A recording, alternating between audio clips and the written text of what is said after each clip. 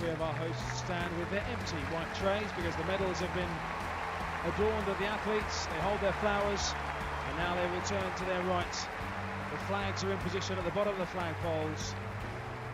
Our volunteers from the armed forces, service personnel, will raise the flags for the national anthem as we prepare for the of the People's Republic of China.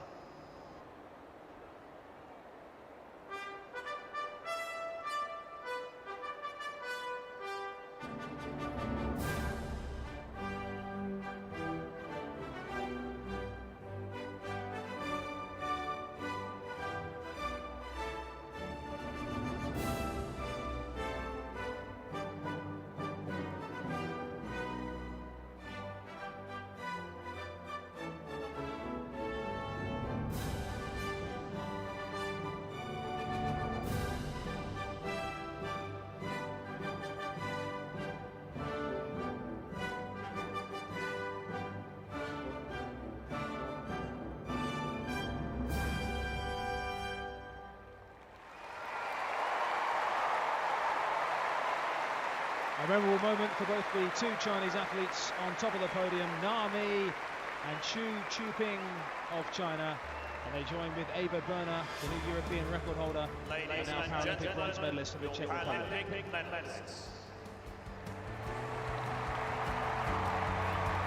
So the photograph complete as they stand together on the top of the podium, just down to my left-hand side. Our dignitaries are ushered off by our hostesses, who are wearing purple dresses, some of them with red sashes hanging down alongside them, as they encourage our medalists to make their way down the tunnel. And underneath the stadium, a handshake between the three medalists in the women's shot put F37 for athletes with cerebral palsy. Wheelchair athletes just preparing for our first semi-final in the men's 800-metre T53. They've just completed their warm-up laps and they're being signalled back to the start by the officials. But in the long jump, meanwhile, it's Firas Bentria of Algeria who's just taken his final jump, currently lying in 6th position. So we're really getting to the business end now of this men's long jump, F11 for visually impaired competitors. 1, 2, 3 is still Kadishev of the Ukraine, Gillette of the USA and Duan Li of China. But still within reach of the medals, Andrei Koptev of Russia, who's only 5 centimetres behind the bronze position in 4th. You would feel now the medals are out of the reach of our next jumper, which will be Xavier Porras of Spain, who's jumped 6 metres, but his personal best is a good 15 centimetres short of what would be required to get himself in the medals.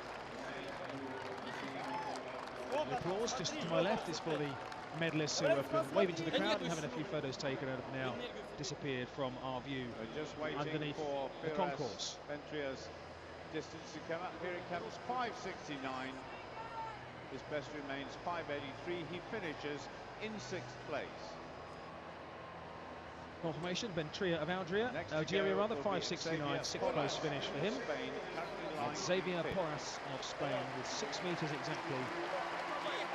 So he needs an improvement of 32 centimetres at this final jump if he's to get himself into the medals. It appeared to be a little bit too far, but you never know sometimes when the going gets tough whether you can pull something out. But Taylor stands up just in front of me and waves a Spanish flag. You'll be able to hear the shouting and the clapping. Guide on the far side as Porras sets off on his run now. Down the runway he goes. Legs and arms pumping. Takes off. Oh, it's quite a big one. He's pretty pleased with that, I think. Whether it's going to get into the medals, I think it might be an improvement on his 6 metres so far. He's certainly generated plenty of height. Gets a white flag, which is all important. He hit the board probably about 3/4 the way along. Hard to tell whether that will be an improvement on 6 metres, but certainly he seemed pretty pleased with it. And so did his guide as well. A round of applause from his guide as he lands in the pit.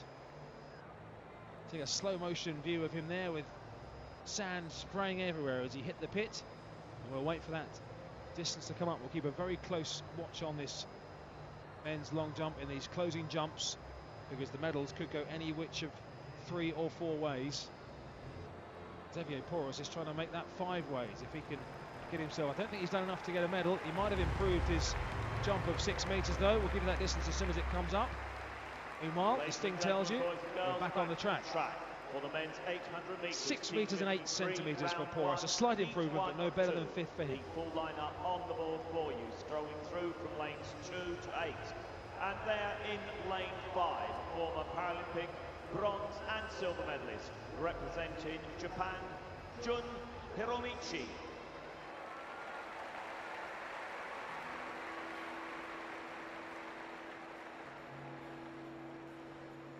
So the full lineup for this first heat as the selected athletes are introduced to the crowd. America, the silver medalist from the Games in Beijing, Joshua George. A twirl of the hand from Joshua George, almost like an actor taking a curtain call as he sits ready for this first heat. First 3 in each heat qualify. It's Brent Lakatos in Canada in lane 2, who's married to the Paralympics GB long jump silver medalist Steph Reed. Richard Coleman of Australia in 3, Zhao of China in 4, Hiromichi of Japan in 5, Yu of Korea in 6, Joshua George of the USA in 7, and Zach Abbott of the USA in lane 8. 800 metres, 2 laps of the track. His last jump. First bend taken in lanes.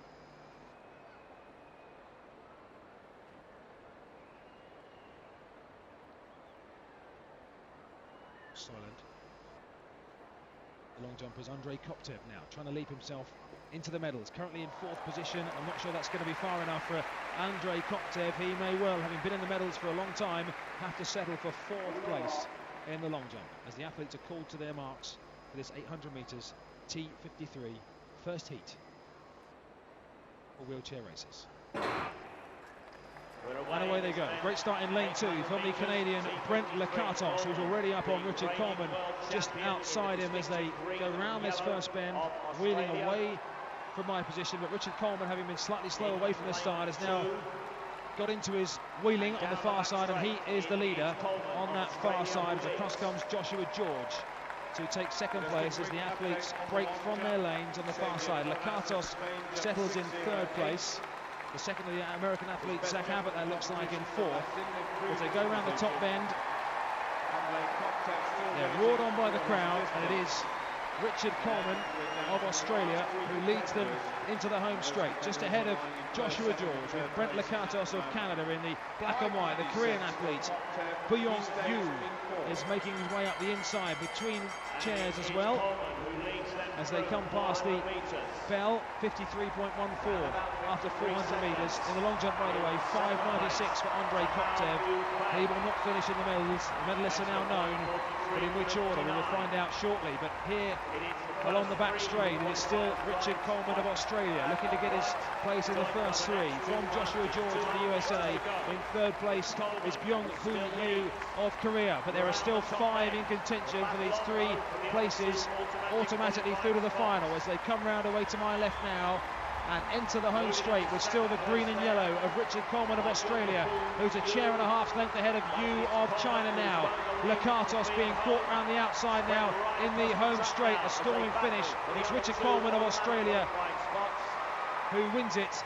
Yu, I think, just about hung on for 2nd. The Korean athlete in 2nd position.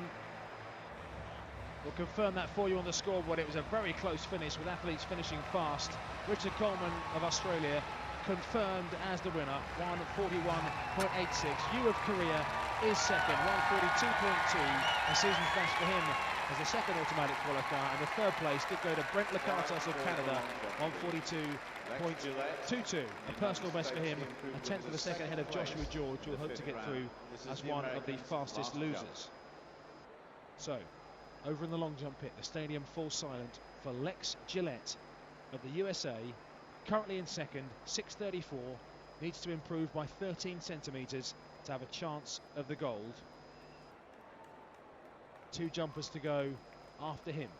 Li Duan of China and Kadyshev. His first run-up is aborted by, after literally 4 or 5 steps. He knew straight away a bit of noise in the stadium had just put him off his stride slightly, so he is reset by his guide back into position. So just 3 jumps to go in this long jump final. Lex Gillette is the world record holder.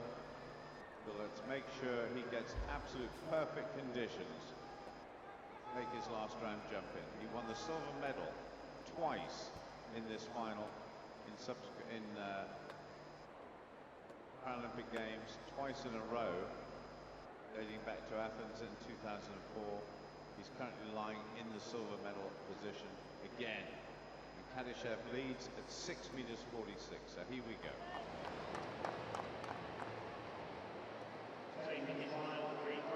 That's the setup by Paul Dickinson. A few moments, once again the stadium full side.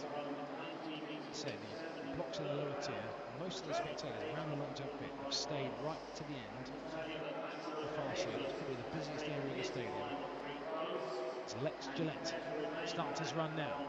He needs to jump further than 6:46 to get himself the gold. The crowd are pleased with it. My initial reaction is it probably isn't far enough to deny Kadyshev the gold.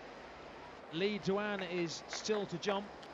He's currently below Gillette in third place. All of these men, but the medals have still not been decided.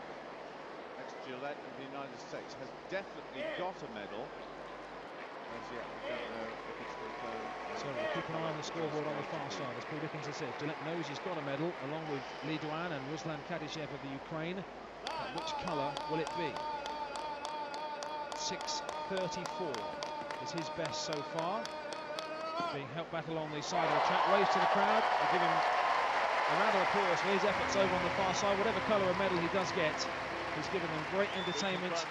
And it's 6:18, so it isn't far enough. It will be not the gold for Lex Gillette. It could still be bronze. He's currently in the silver medal position, but Lee Duan could knock him back to the bronze with his Lex Gillette final jump. In second place for the time being, but we still have two athletes to go. The next one, Lee Duan of China, was leading for a long time, but that was subsequently beaten by Kadyshev of the Ukraine.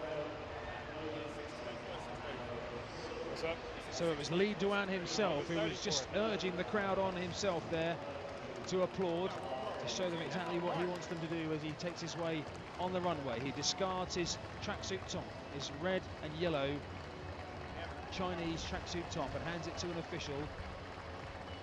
He has a black blindfold on, and now he puts his finger to his lips as if to say quiet to everybody, and then he theatrically whips off his yellow tracksuit bottoms. What a showman Lee Duan is of China. I thought he was going to jump in them, and then he just pulled them off, almost Superman style, and tossed them to one side. His guide crouches down on the board. Begins the clapping rhythm as Lee Duan tries to improve on his current bronze medal position, and he's soaring through, and that is a massive jump, and that could, oh, it's a red flag. What a shame.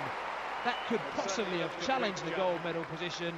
It's a red flag for Lee Duan. He will get the bronze. Lex Gillette will take the silver, and it means that the Ukrainian athlete Ruslan Kadyshev, even before his last jump, is the champion. Lee Duan gets the bronze medal. Lex Gillette of the USA wins the silver, but the champion in 2012, Ruslan Kadyshev of the Ukraine.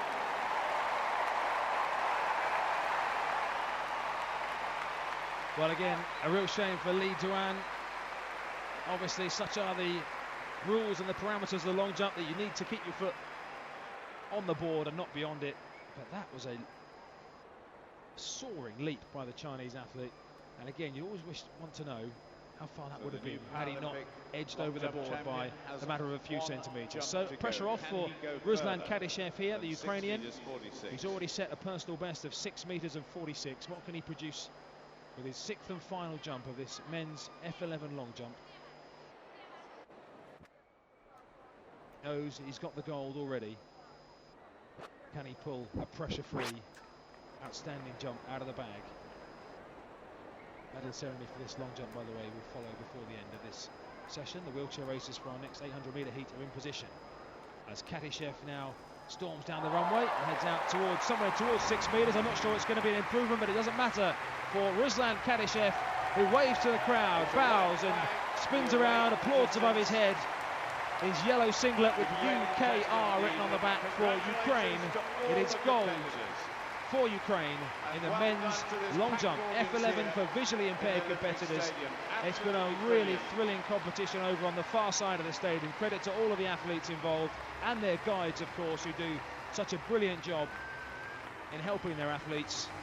But it is gold for Kadyshev of Ukraine, silver to Gillette of the USA, and bronze to China in the shape of Duan Li. I think they've been absolutely brilliant. You've shown total respect for the athletes, for the guides, and to the officials. Thank you very, very much.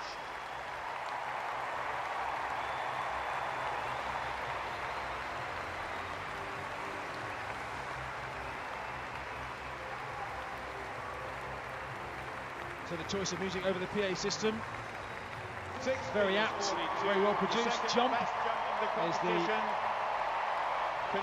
sound, makes some noise, pops up in orange lettering on the big scoreboard, which is why the crowd have suddenly burst into voice here as the Ukrainian Kadyshev takes the plaudits down the far side of the stadium. A kiss for his guide, his female guide. She's bowing as well, she's taking her part of the applause. Say a real team effort between athlete and guide over there.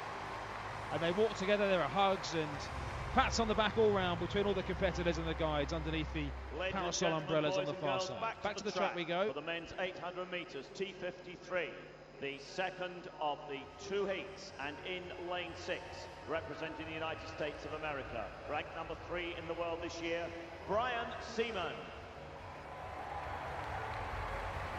A clenched fist raised in the air by Brian Seaman of the USA. This is our final track action, by the way, of this morning session.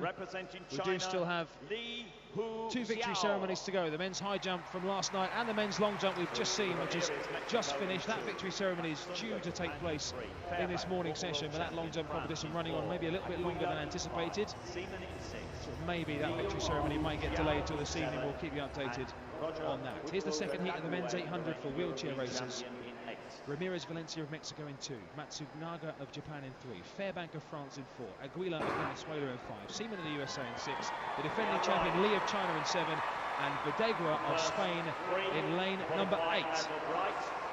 3 go through, plus the 2 fastest losers, and it's the defending champion Hushao Li of China who's making the early running as they round the first bend and break from their lanes on the far side. 7 competitors, 3 will go through as they go halfway along the back straight, and right across comes Li of China, red with yellow flashes on his Chinese kit, who has the lead as they round the bend away to my left-hand side and come into the home straight with 500 metres left to race. So it is the Chinese athlete who leads, from Brian Seaman of the USA, tucked just in behind in a sleeveless racing top. As they go over the start-finish line, the trailing athlete at the moment is Ramirez of Mexico. And it's Fairbank of France who's tucked just in behind in 3rd place as well, as they head out on their final lap now, having just taken the bell. They have got 300 metres to go, but all 3 athletes are covered by only about 6 or 7 metres. The whole field, I should say, all 7 athletes.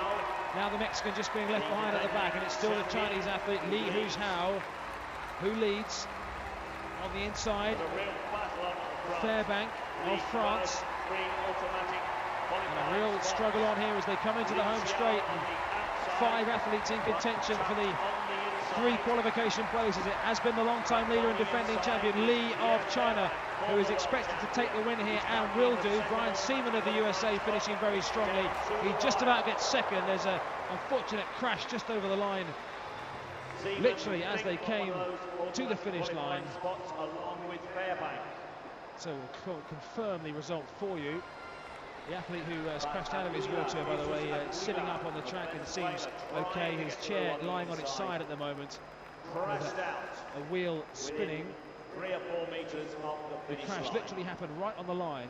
Li of China qualifies as the winner. Brian Seaman of the USA did get up to take the 2nd place, and it was Fairbank of France who took 3rd, and the applause is for the athlete who has crashed over the line, because he's just picked his own wheelchair up and raised it above his head and is now helping himself back into his chair. a nasty looking crash taking the win on the inside. I think it's Fairbank of France, actually, who was the athlete who did crash over the line, but remarkably has still managed to finish in third position. I'm just getting the benefit of a replay on the big screen as we come up towards the line. And indeed it was Fairbank of France who was the one who toppled out of his chair, pretty sure, on the finish line. But he's okay. That's the important news, that he's now wheeling himself away and down the tunnel to our right. Well, ladies and gentlemen, we've had our last track event of the morning. We hope you've enjoyed the session. If you've enjoyed the F11 long jump, the long jumpers just leaving the arena.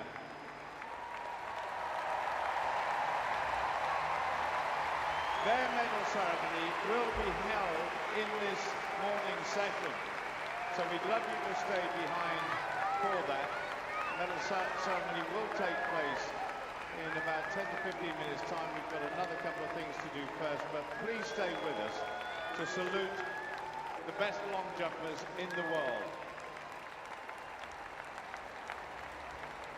So confirmation that long jump victory ceremony will take place in around about 10 minutes time. So spectators being urged to stay and show their appreciation for that magnificent long jump competition. But before that, we have the men's high jump F42 victory ceremony, which was held last night. The victory ceremony for the men's high jump F42.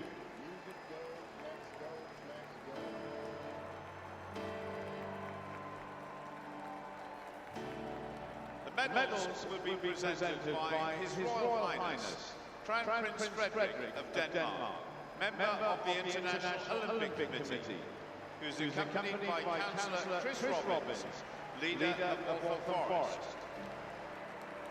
So we have royalty presenting the medals. Crown Prince, His Royal Highness Crown Prince Frederick of Denmark, who stands in sand-coloured trousers and a smart navy blue jacket. Lukas Mamczarz of Poland is the bronze medalist in the men's high jump. This competition, remember, for single leg amputees. You may have caught some of it, the headlines of some of it, you may have heard about it.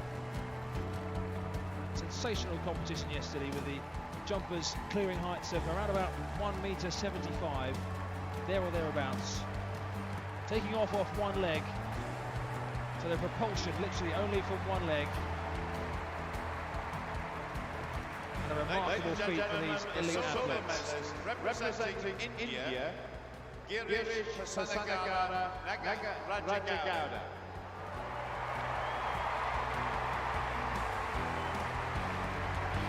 A silver medal for India in the high jump. Nagara Jagawa of India receives his silver medal from His Royal Highness Crown Prince Frederick of Denmark. A handshake of the flowers from Chris Robbins, the leader of Waltham Forest Council, a local council here in the east of London. Gold medalist and Paralympic champion representing Fiji, Ilyesa Delana. Ilyesa Delana takes the gold for Fiji with the use of two underarm crutches. He walks his way forward to receive his medal from the Crown Prince of Denmark.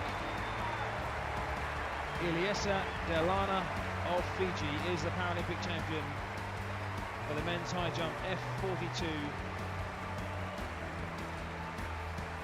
I'm pretty sure that was Fiji's first medal of this Paralympic athletics program. Indeed, just customary, their only medal so far is the anthem of Fiji.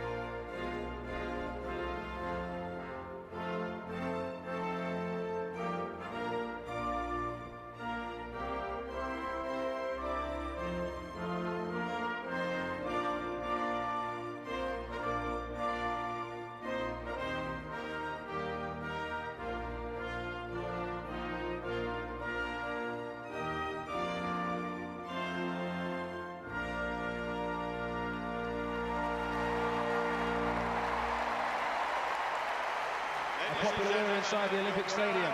Elisa Delana of Fiji, the gold medalist in the men's F42 high jump for leg amputees.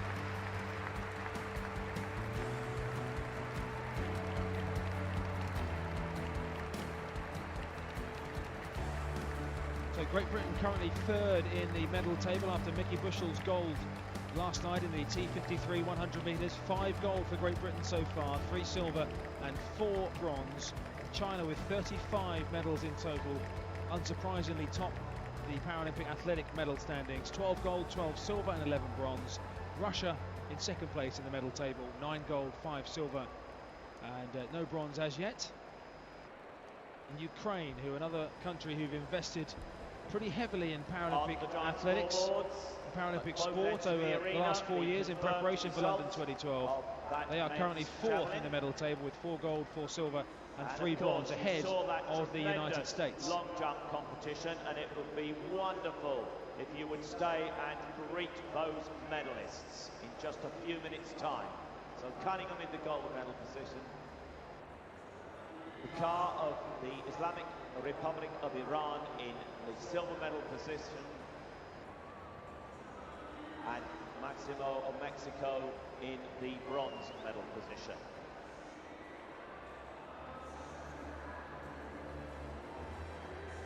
So just to confirm the 1, 2, 3 in the men's javelin throw, F52 and F53, which has just appeared on the scoreboard here, as I mentioned earlier on. The throw of Alfonso Cunningham of Jamaica was enough to take the gold medal in the men's javelin throw. Cunningham of Jamaica the gold. Jokar of Iran took the silver, and Maximo de Jesus of Mexico, the bronze medalist in the men's javelin throw. And on the second page, the 2 other automatic qualifiers. And we can, just as our final action on the track, confirm the qualifiers for when we did this at the Olympics, men's 800 metre T53 final, which has just been run over the course of the last couple of heats. Richard Coleman of Australia, Byung-Hun Yu of Korea, Brent Lakatos of Canada and Li Hu Xiao of China are the 4 automatic qualifiers. And the 2 fastest losers, Joshua George of the USA, Jun Hiroshimini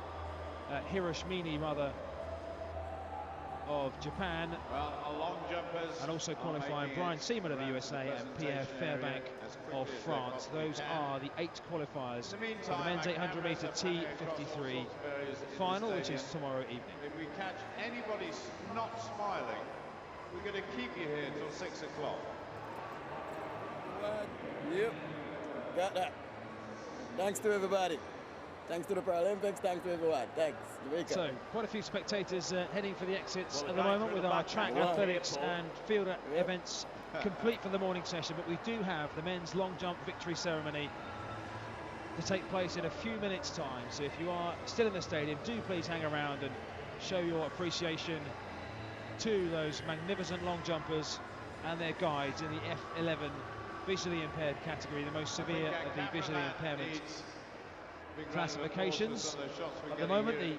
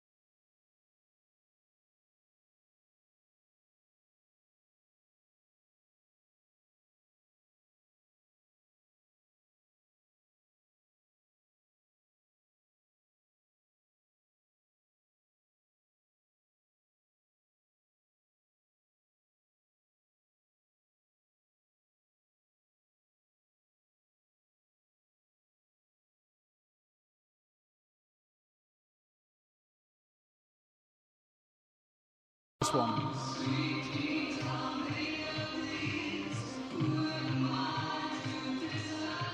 Time.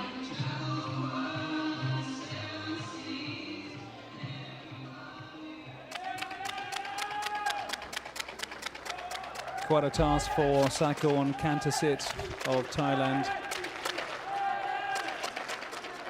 The hair gold medalist in Beijing, in Athens, in Sydney in 2000, where her winning streak started. Doubles champion as well in those games.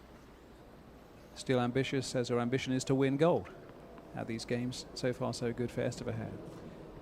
6-1 first set, 3-love up in the second.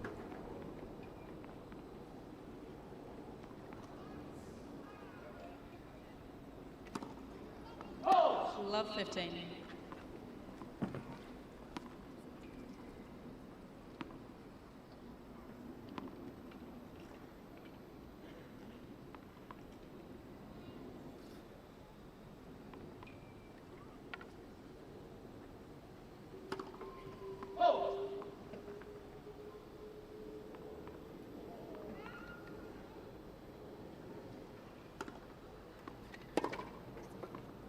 Love 30.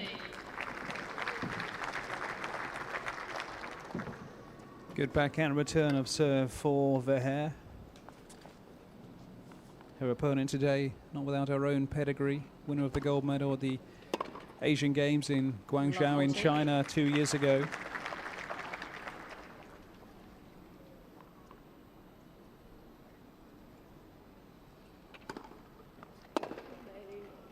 Oh. 15, 14.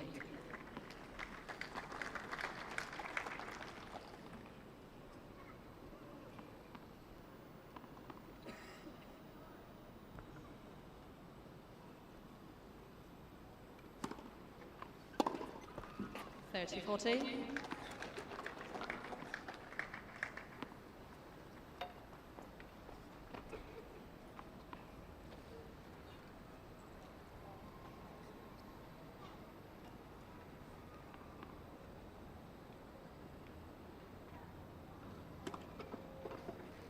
Deuce.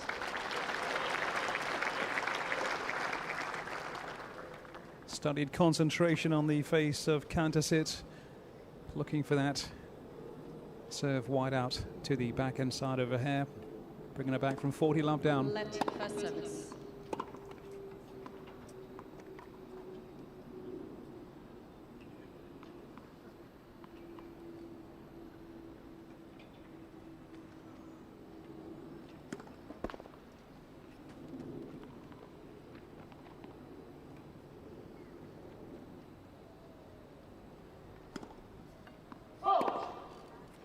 Advantage, Verheer.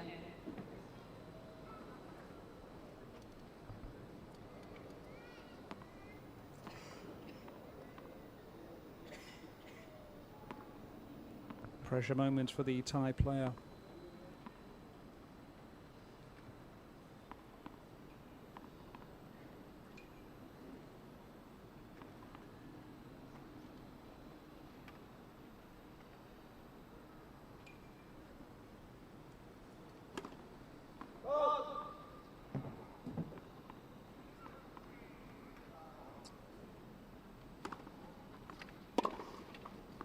Game, Verheer. Better serve, but better return as well from Verheer. Verheer leads by 4 games to love. Best of 3 sets, of course. 2 games away from progression into the semi-finals for the defending Dutch champion.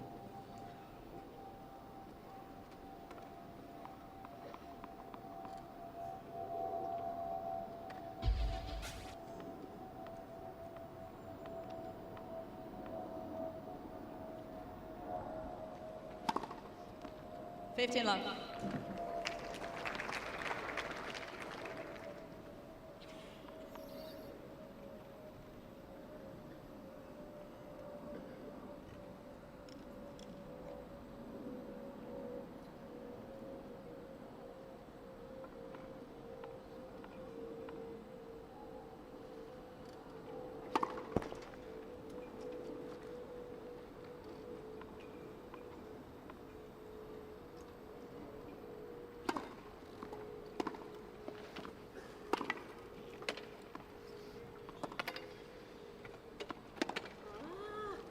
15 all.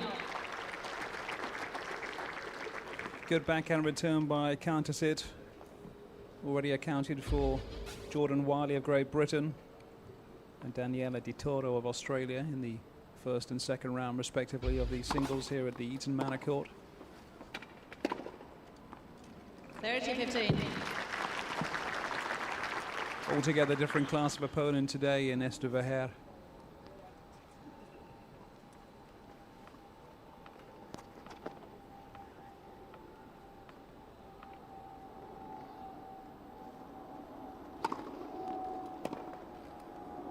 Oh.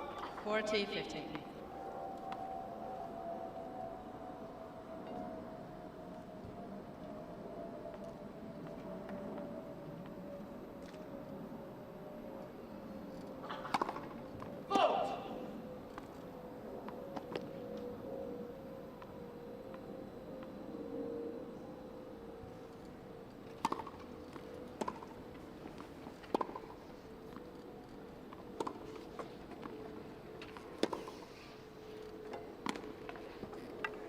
Game Verheer. Verheer leads by 5 games to love.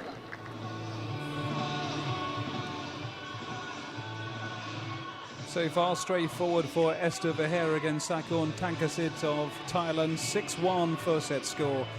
As you can see, 5-love up in the second. Heading towards that semi-final against the aforementioned Jiska Griffian, or Lucy Schuker, Griffian of the Netherlands, her teammate of course, and Lucy Schuker, home player.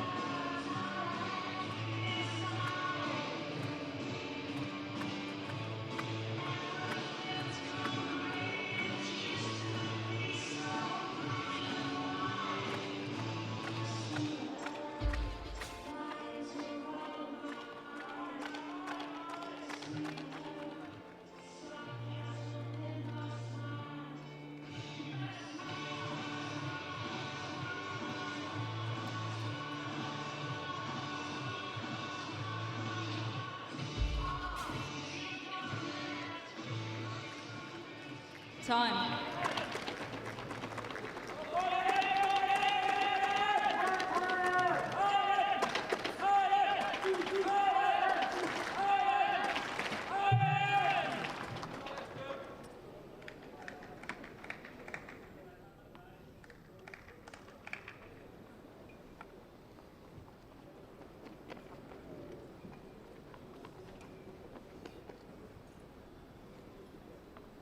Cantasit serving to stay in this match at 5-love down in the second.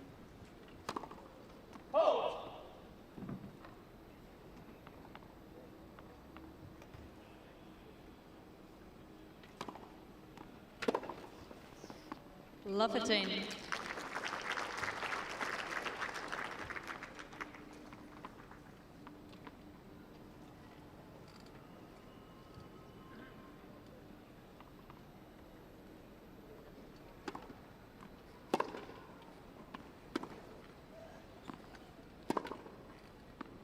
Love 13.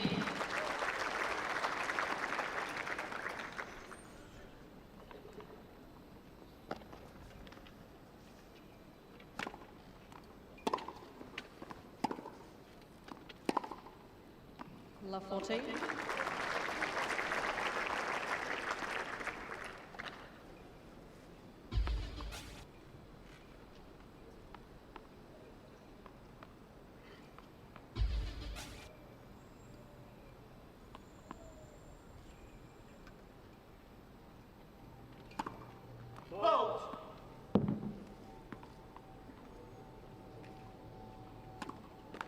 Game, set and match. Verheer. 2 sets to love. 6-1, 6-love.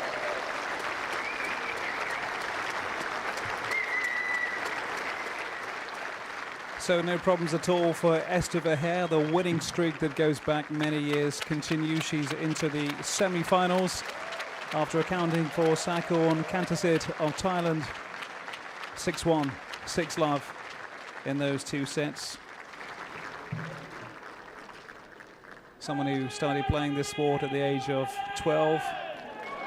met the world #1 player at that time, Monique Koukamp, who inspired Verheer.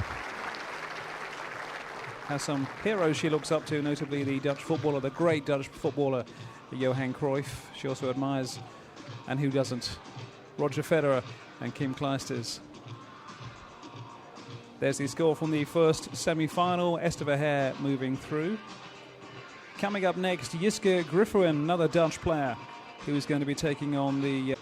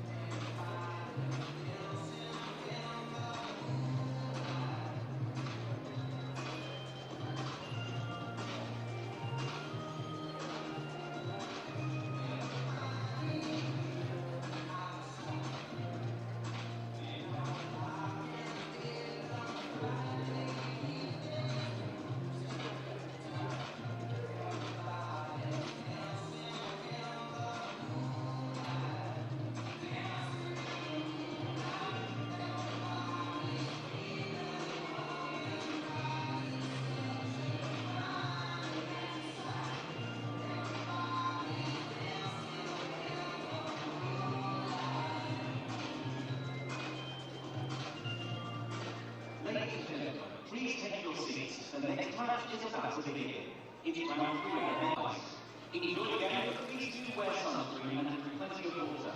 Lastly, please do not leave your seats during the match. Thank you.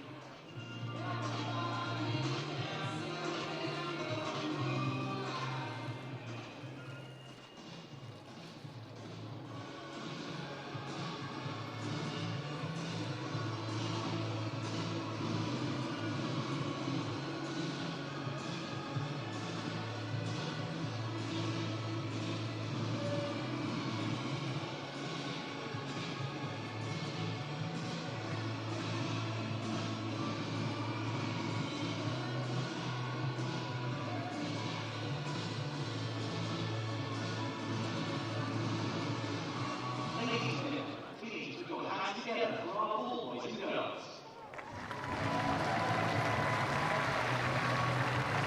We have volunteers in the program and with the cooperation of local schools and our 6 photographers.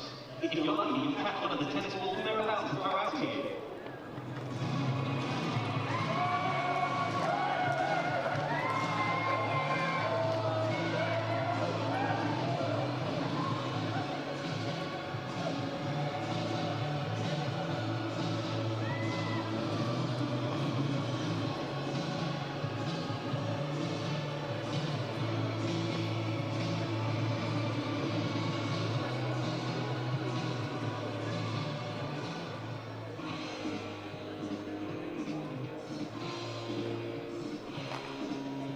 Please welcome the player representing Sweden, Stefan Olsson.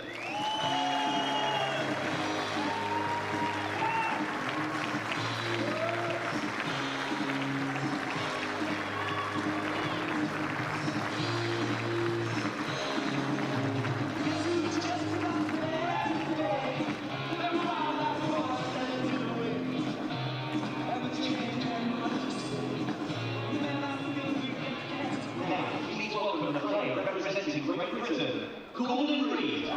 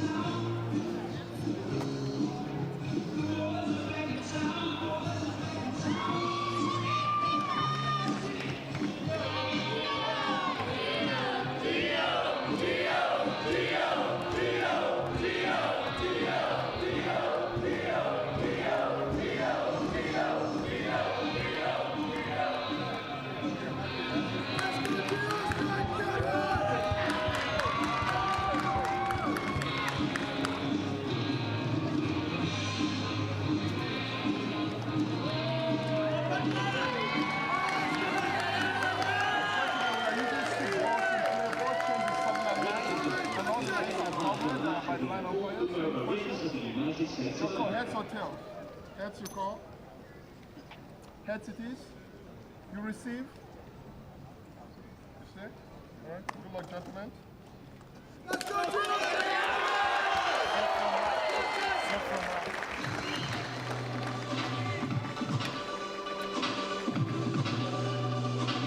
So quite a raucous home crowd greeting Gordon Reid of Great Britain in the men's singles third round game against Stefan Olsson of Sweden. You may have heard the shouts of G-O, for Gordon Reid coming into this match at the Eton Manor facility here on the Olympic Park. Gorgeous day for sport, gorgeous day for playing tennis and also watching tennis. Gordon Reid already having beaten Miki Takayuka of Japan and also Alves Rodrigues of Brazil to get to the third round here. For his part, Stefan Olsson did well against Nicolas Pfeiffer of France and Mike Danae, his first round opponent, to make this third round.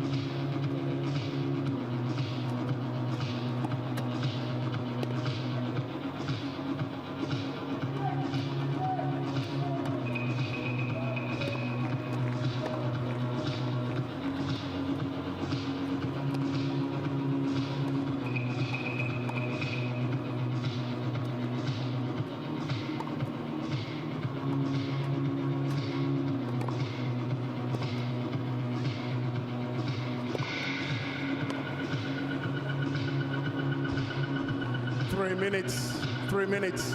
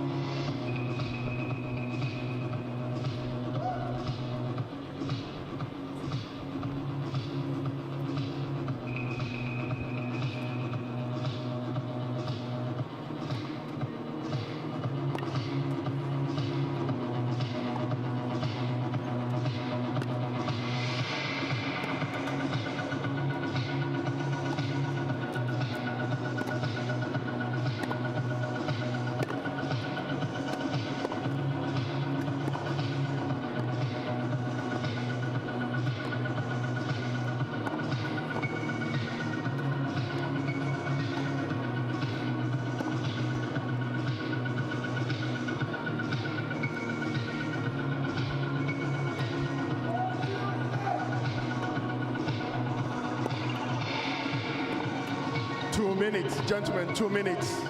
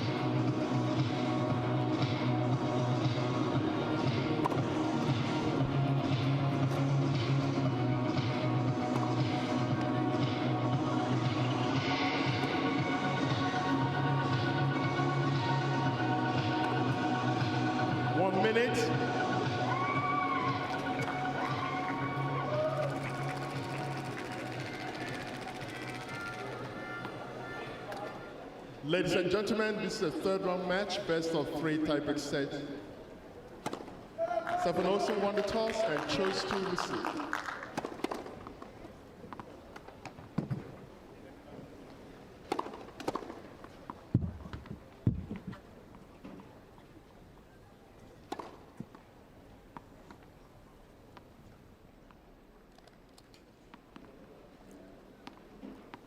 So we're about to get underway. This men's singles third round draw between Gordon Reid of Great Britain and Stefan Olsen of Sweden.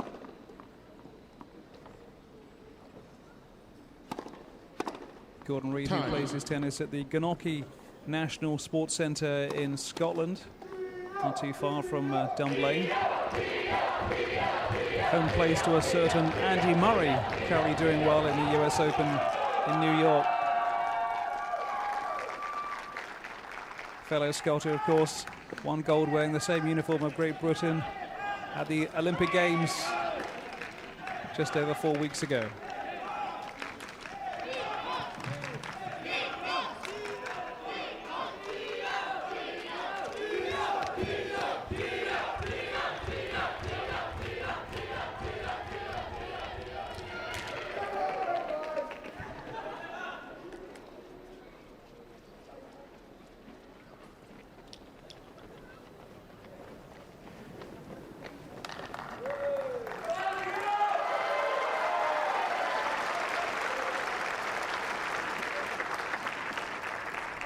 Ready for play. First set, Gordon Reid to serve.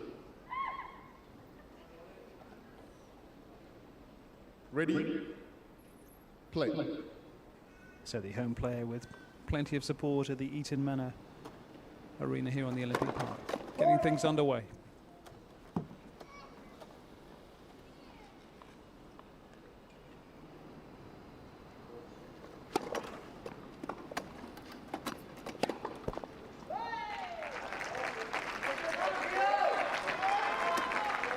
Love 15.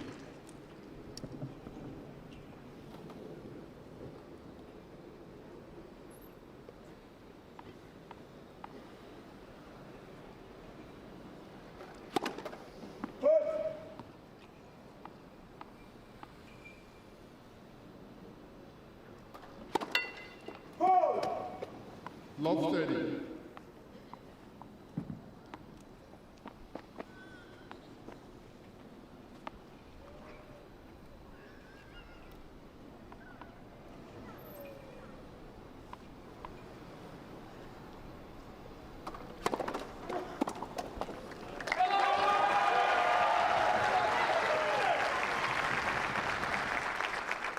$15-30.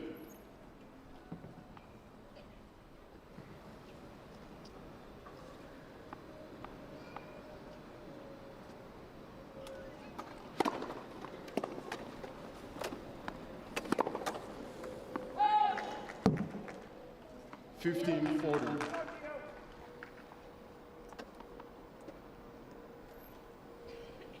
Chance for an early break for Stefan Olsen. Let's for serve.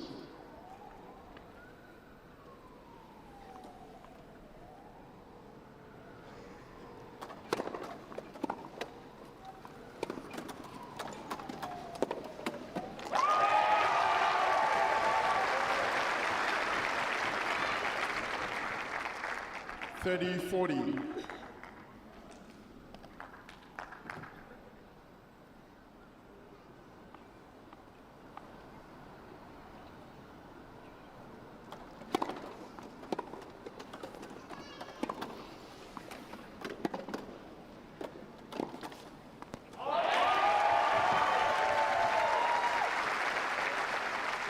Attempted lob by Olsen, killed there by Reed. Brings him back into contention in the first game.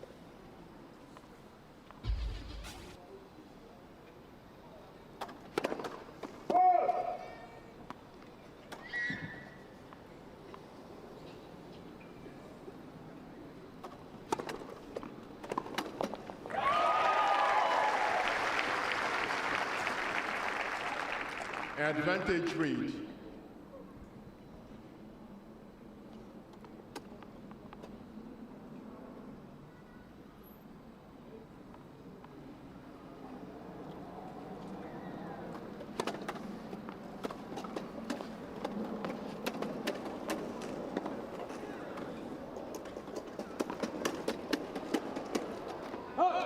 Game Reed.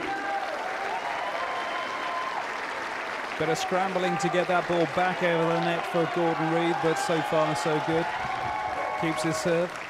First game. Home crowd very happy indeed.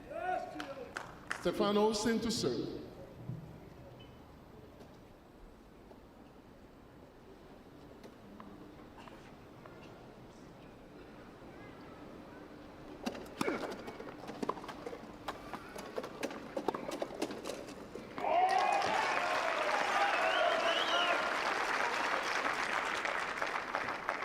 Love.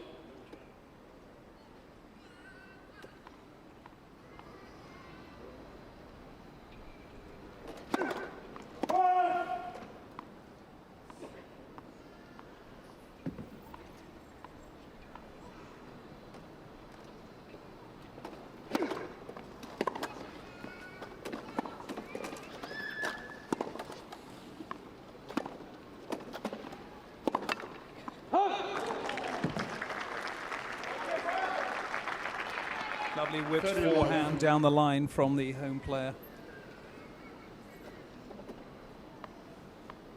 Olsen 30 love up.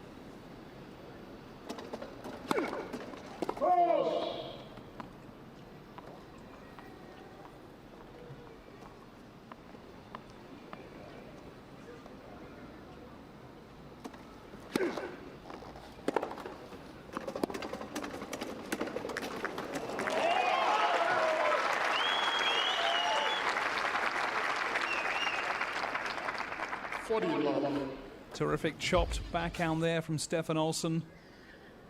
Low over the net, giving Reed no chance to return that on the second bounce.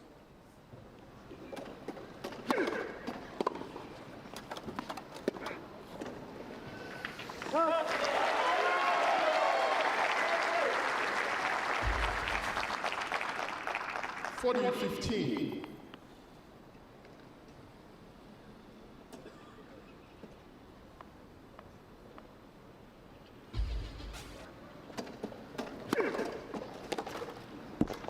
Game Olsen.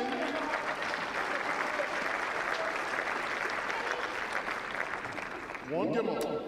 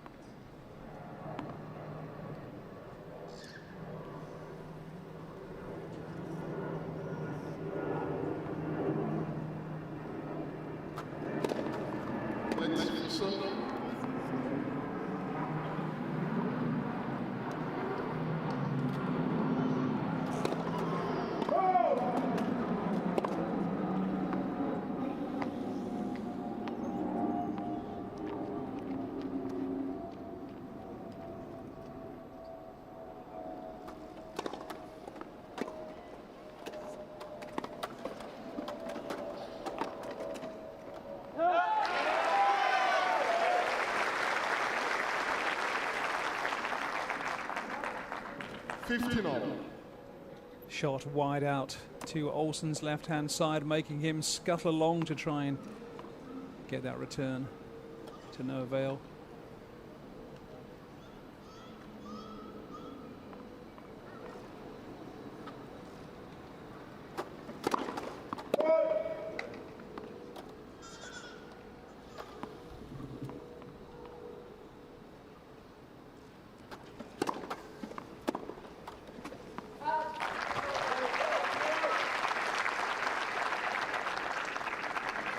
$30-15.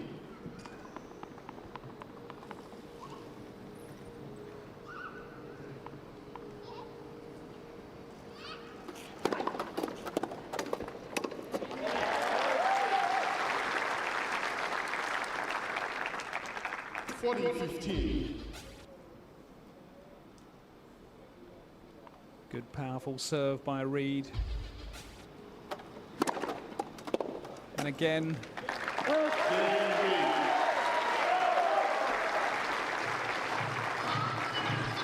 It leads 2-1. 2-1 up in the first set at the Eaton Manor facility. Gorgeous day, just a few planes going overhead, you may have heard.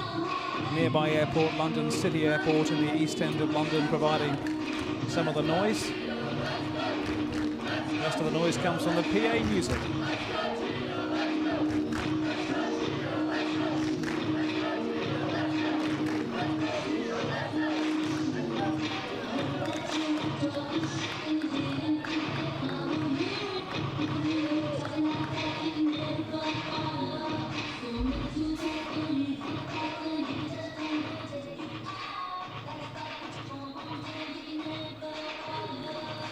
Got his eye in early, has Gordon Reed, his tennis playing hero, by the way, a certain Roger Federer.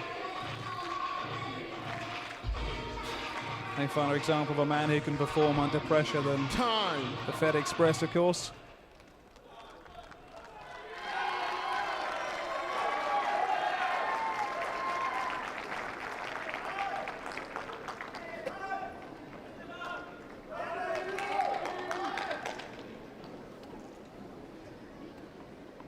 Stefan Olsson to serve, plays for the Fallon Tennis Club in Fallon in Sweden.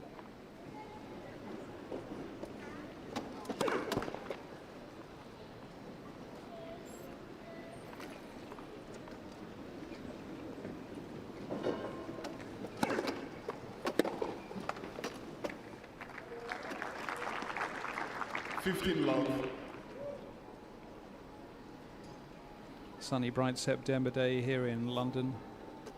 Also needing to put on, as you can see, a baseball cap and serving from that end. Reed with his mirror sunglasses.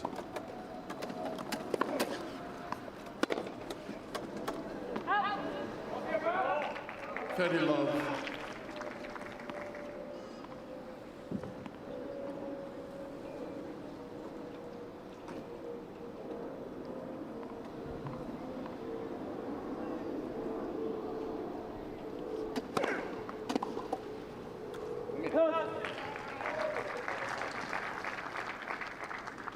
Love.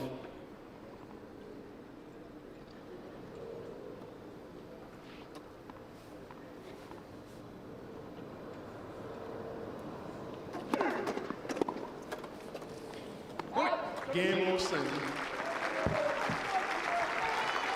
So far, no breaks of serve in this opening set between Gordon Reed and Stefan Olsson. 2-game all. Reminder, of course, that there are tie breaks in every one of the 3 sets in this event, so if it is stalemate come the end, tie break it will be.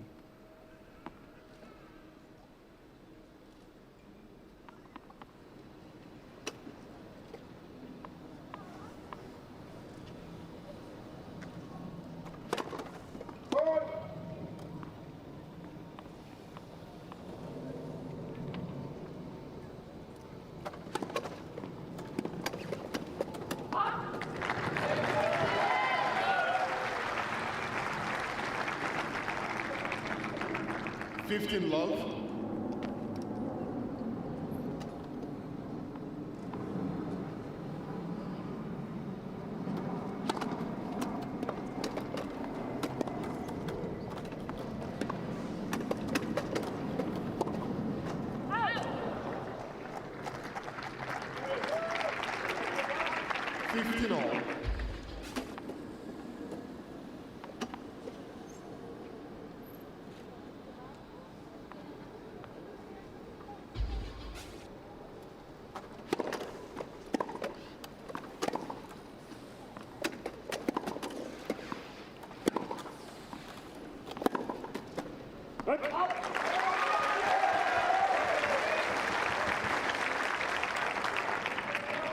30-15.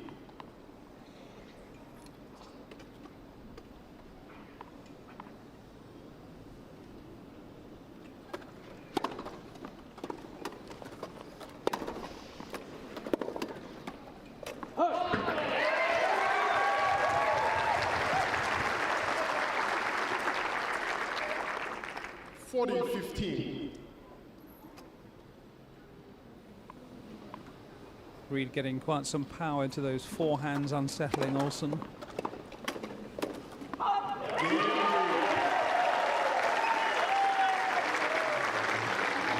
It leads 3 games to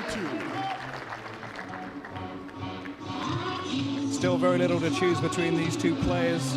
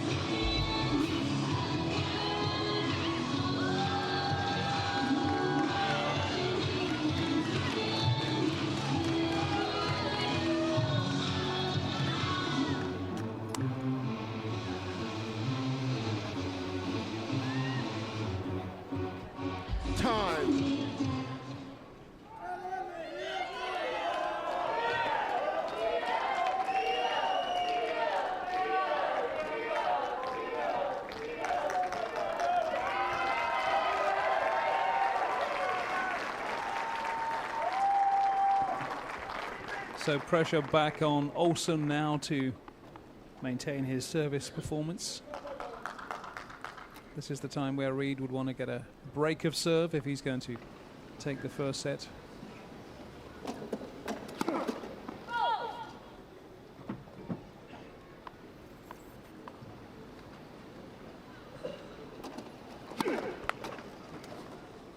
Love 15.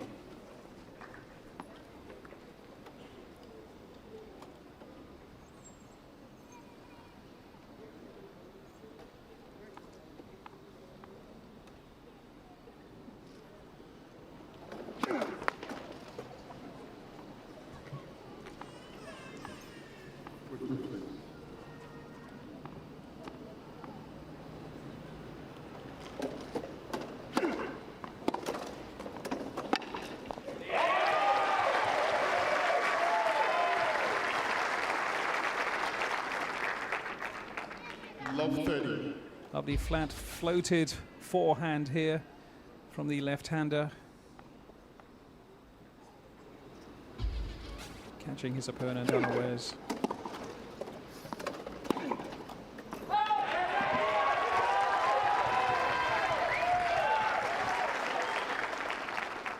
Love 40. Chance for a break coming up for the home player.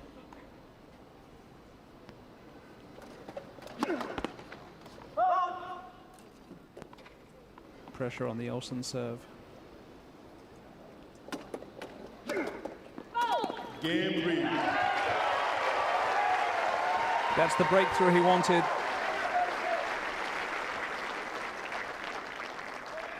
Reed leads 4 games to 2.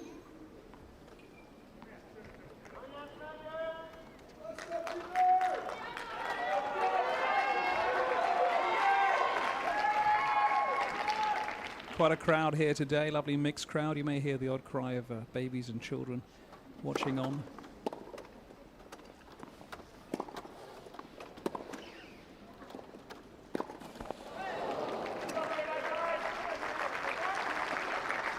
Love 15.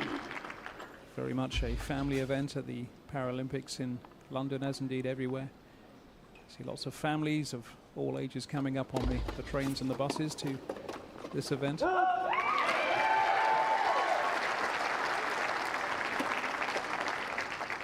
15-all.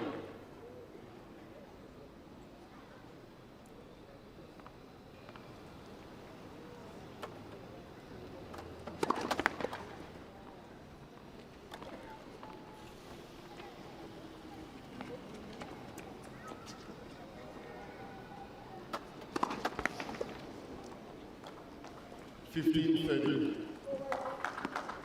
Pressure now on the Reed serve. His third double fault so far in this first set.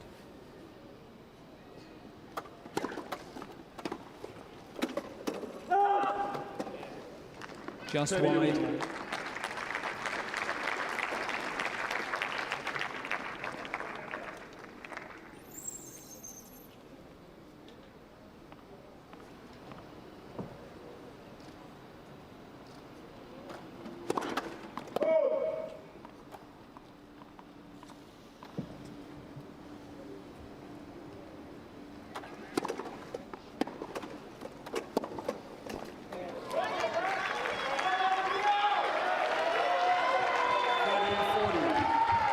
Terrific return by Olsen. That made Reed scramble. Chance for the Swedish player to break back immediately.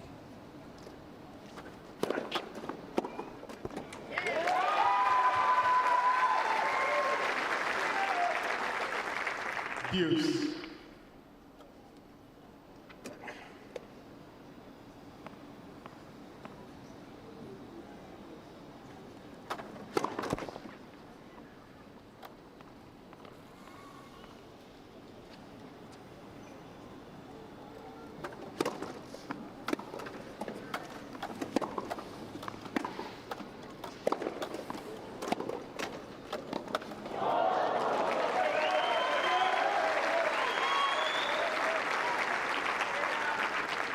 Advantage Olsen. Some decisive play by Reed. He took the offensive there to his opponent. Forehand volley there. Couldn't quite manage that one. Terrific returning by Stefan Olsen.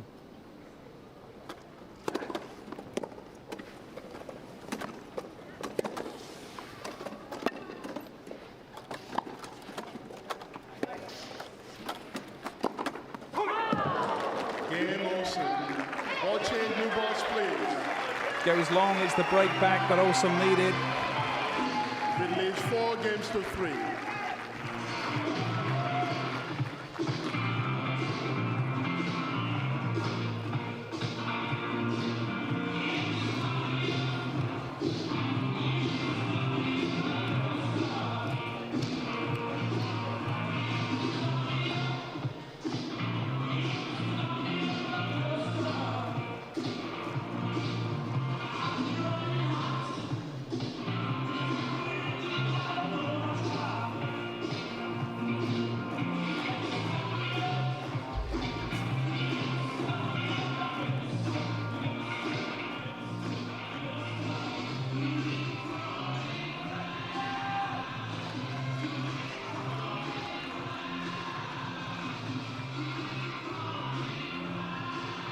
Well, that was the forehand volley that Reed is going to be disappointed with. He had the court wide open.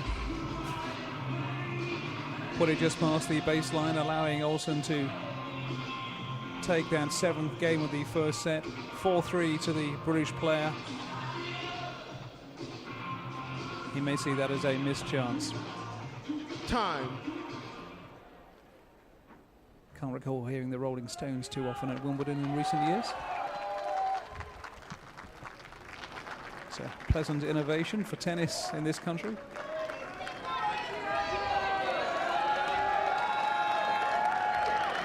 It's also not raining, which is nice as well. Normally when Wimbledon comes around is when we get out the umbrellas. Gorgeous September afternoon. 23 degrees.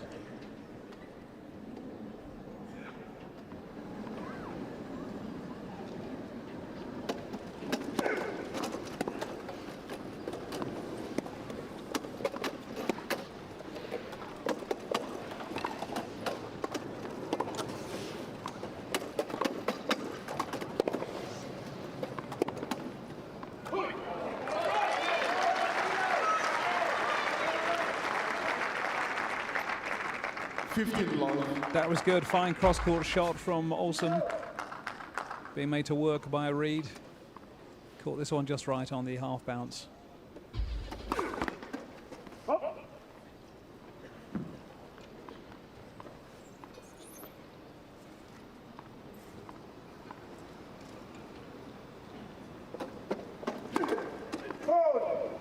15-all.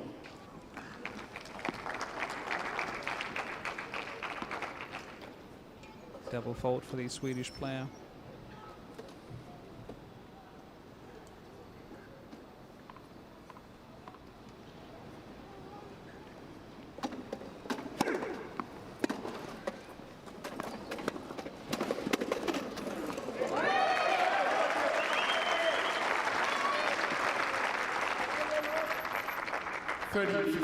Put a bit too much gas on that one there for Reed.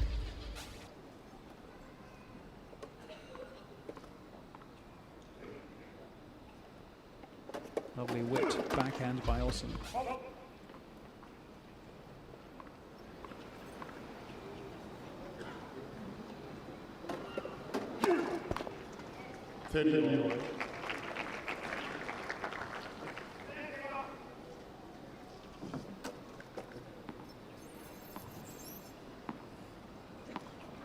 Swedish player going ahead in the double fault stakes, as you can see.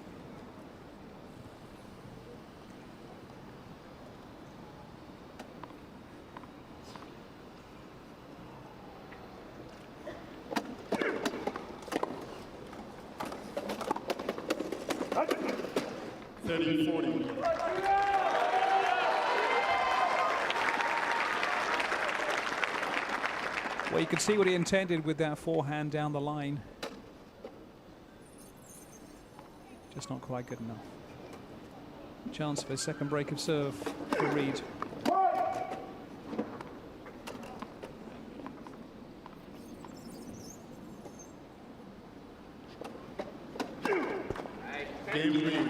That's it. 5-3 up to Gordon Reed. Second break of serve in this first set. He'll be serving for the first set. Olsen knows he needs to break back. 5 games to 3.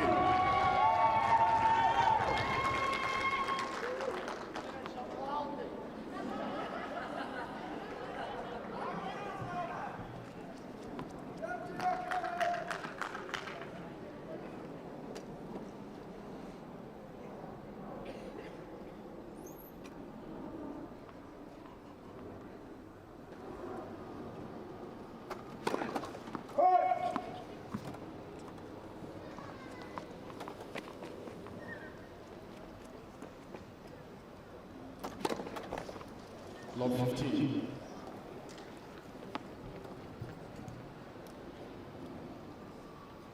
Fourth double fault of the day for Gordon Reed.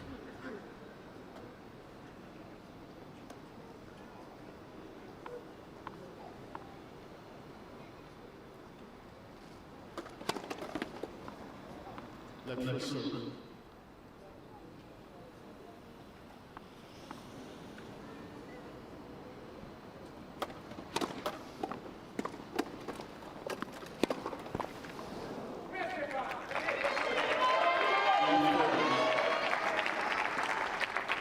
Well, you could see his intentions with that backhand. Just clipping the top of the net. Needs a good first serve.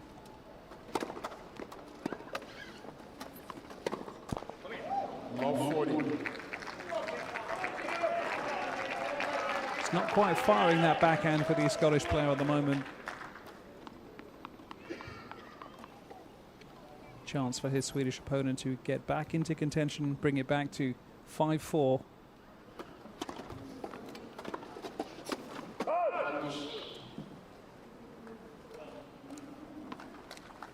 $15.40.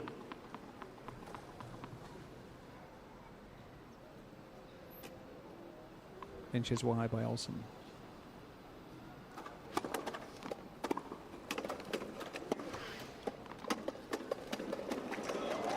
Terrific play, and that brings him to 5-4. Second break for the Swede as well in this first set. It leads 5 games to 4.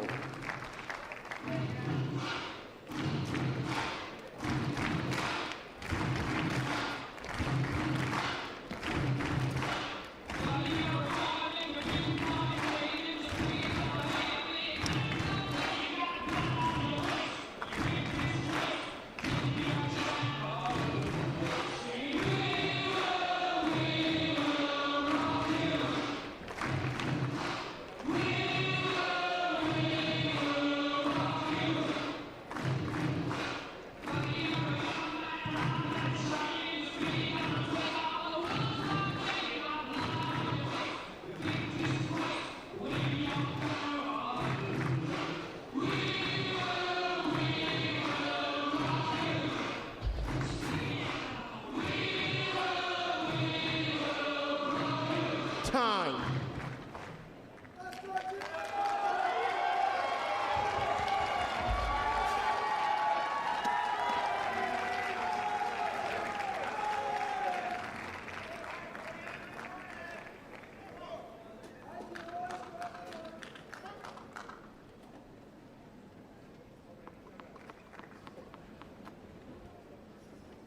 Let's see if the Olsen serve stands up better than Gordon Reid's did in the last set. Retaining his service game will bring him level in this first set.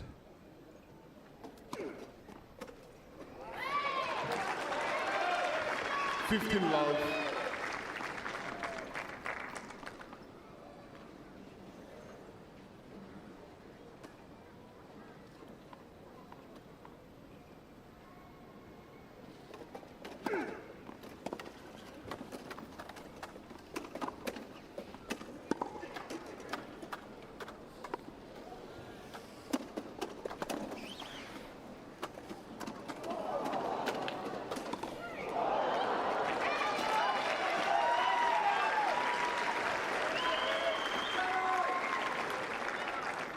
Love.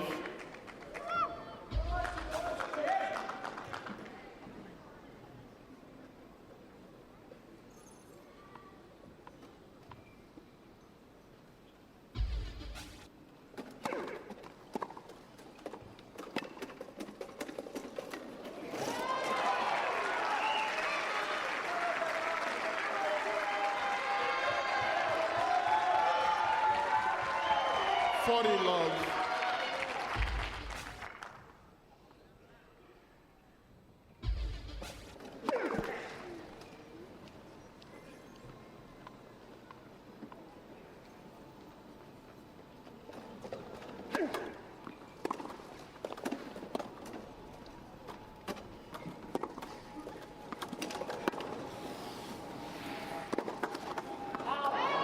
Olsen.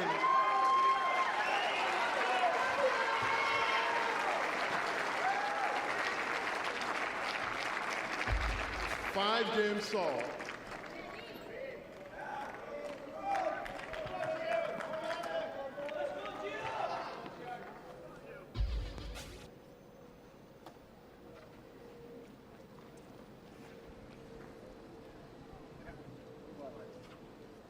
It's an enthralling game of tennis in the men's singles third round. Gordon Reid of Great Britain against Stefan Olsen of Sweden. If you're just joining us, welcome along to the Eaton Manor Park on the Olympic venue. This Paralympic wheelchair men's singles. It's been quite a tussle in the first set so far. Gordon Reid, the home player, with some raucous support behind him, taking a 5-3 lead at one stage, with Stefan Olsen breaking back and holding serve to go 5-all, as you can see.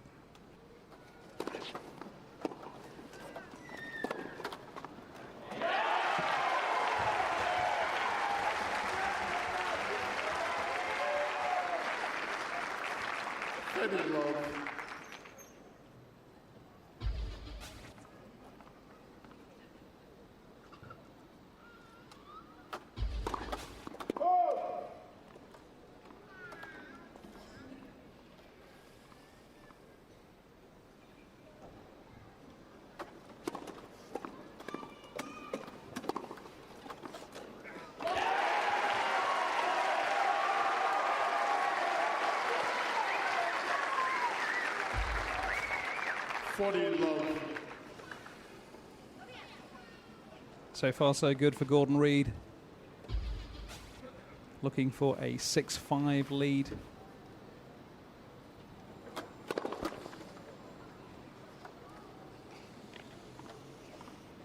Can't say that either player's serve has been rock solid so far.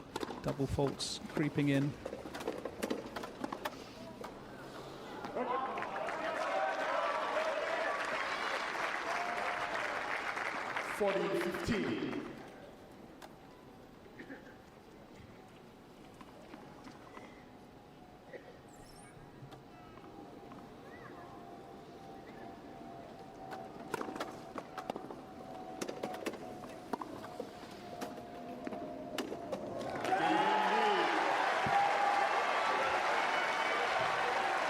Pressure back on Stefan Olsen. Italy 6-5.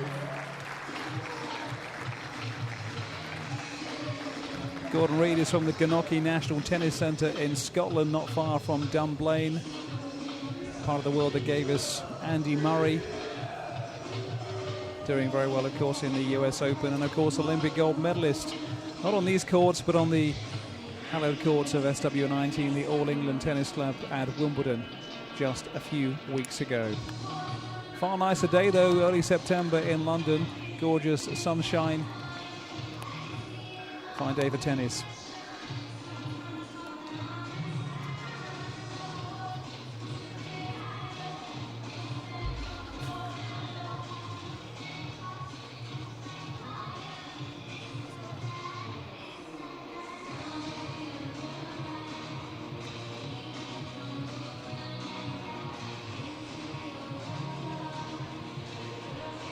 Time.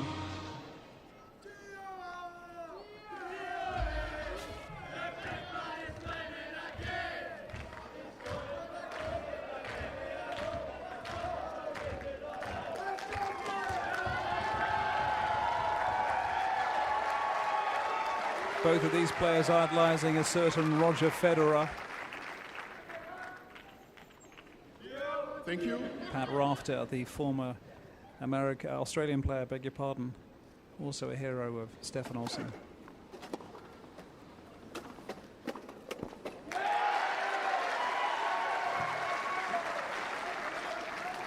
Love 15.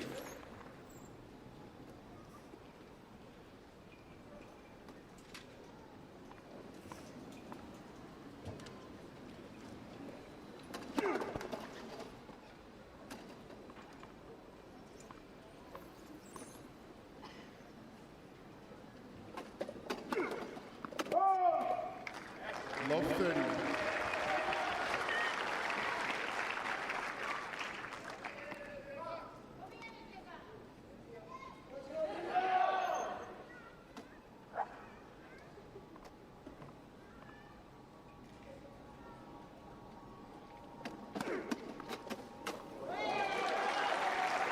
Cracking serve by the Swedish player. 15-30.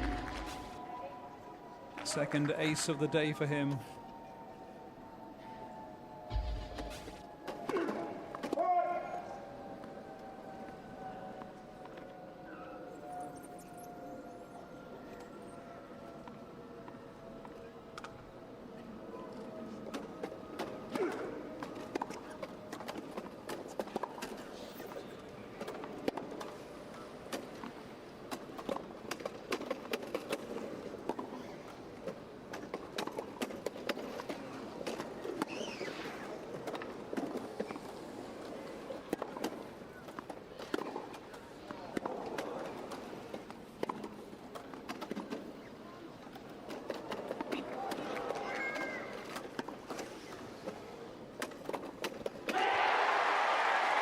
Terrific rally.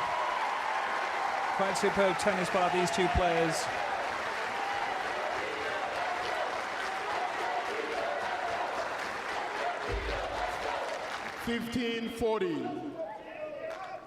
Reid taking the initiative on one or two shots, putting some power in, not waiting for the second bounce. Reward is he has set point.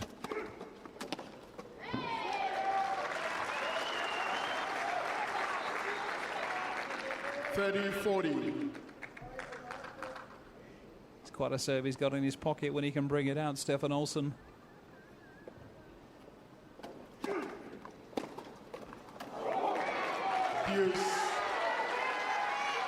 Well, you can see what Reid was trying to do, trying to play onto that serve. Just clipping the top of the net.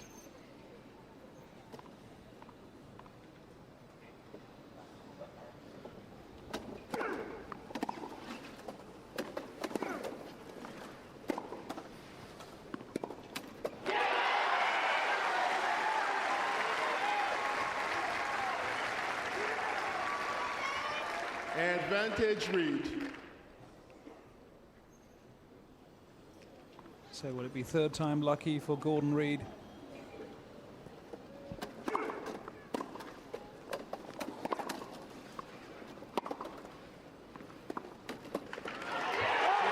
Certainly will. 7-5. Gordon Reid to the delight of the home crowd. I think we can best describe them as a partisan crowd. Shouting Gio, Gio for Gordon Reid, who takes that first set by 7-5. Bit of work for Stefan Olsson to do in this best of 3.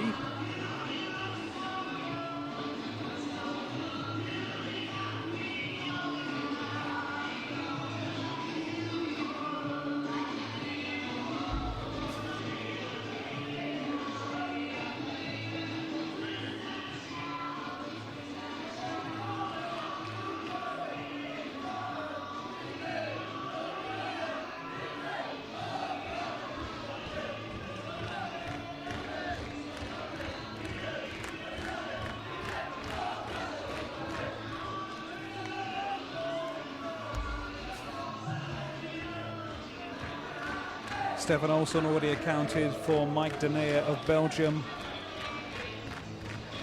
and Hagel Lee of Korea in the first and second round, respectively. Gordon Reid already putting out Miki Tayuka and Alves Rodriguez. Daniel Alves Rodriguez, the Brazilian player, Tayuka from Japan.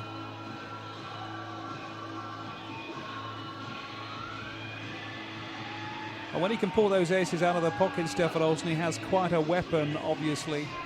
Time. Slightly counteracted by the 6 double faults he's incurred compared to 4 by Gordon Reid.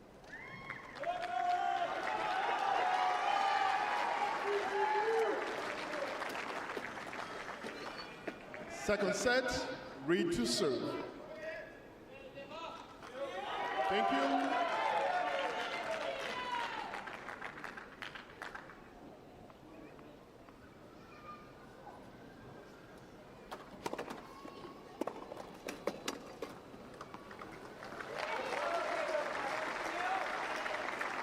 Love 15.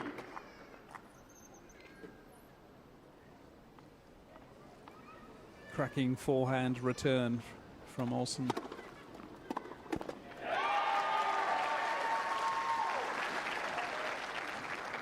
$15.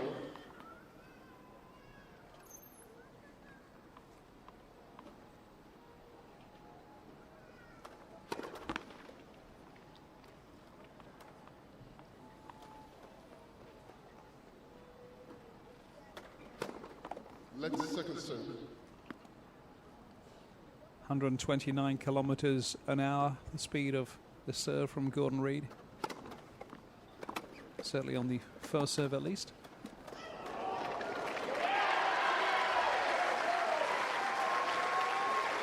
Starting to mix it up. 30-15.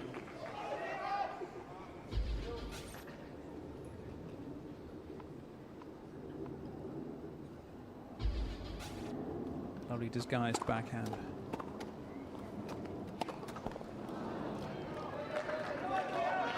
All.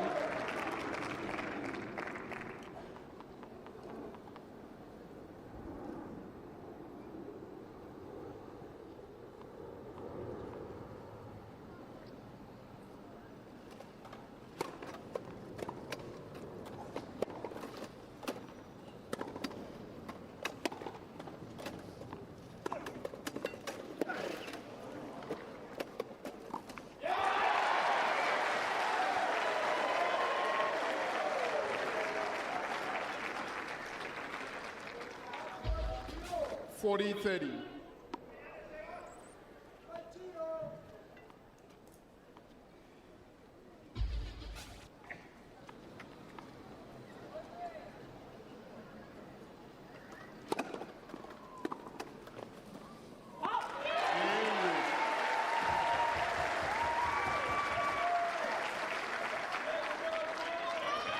First game, second set.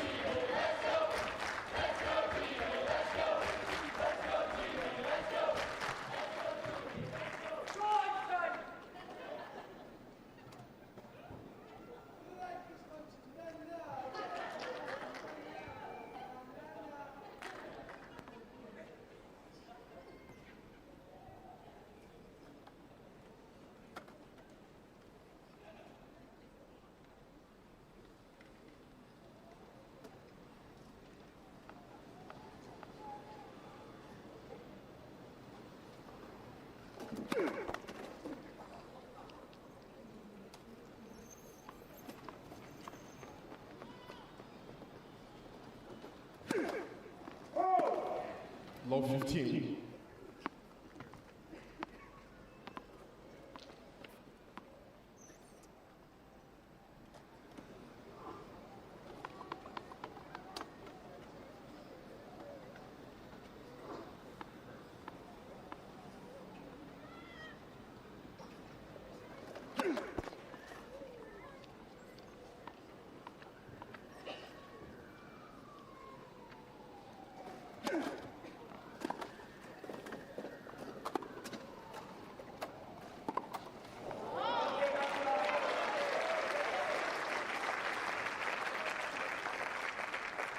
$15.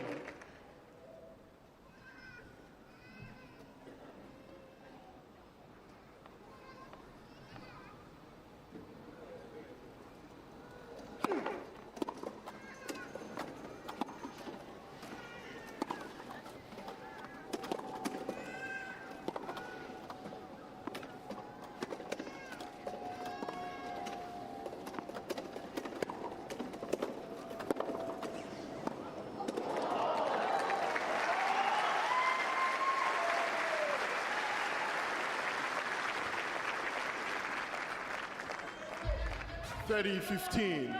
Also moving Reed from side to side on this court to make space for that winning forehand volley just over the net.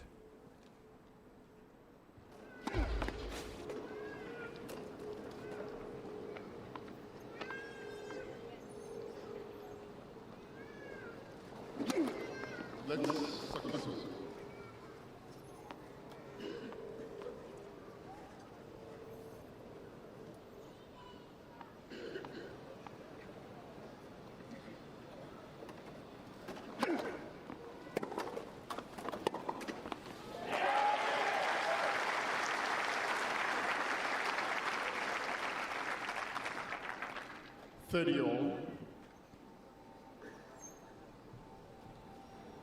Reed's turn to make Olsen move back quickly to try and get that shot back over the net.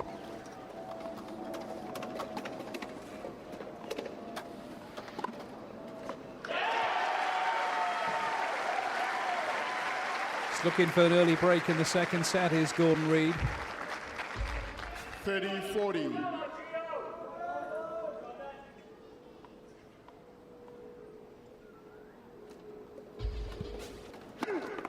Let's for serve.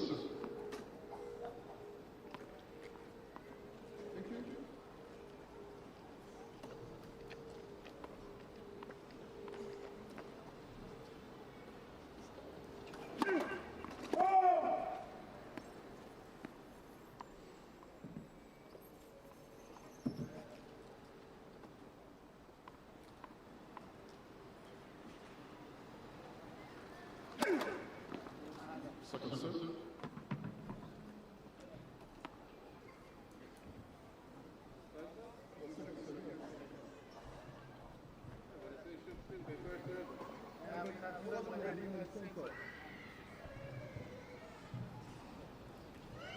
Something distracting Gordon Reed, put his hand up and the umpire called second serve.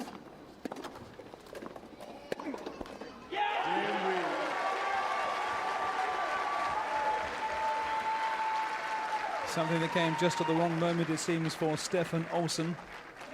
Reed leads 2 games to love. Break of serve in the second for the home player.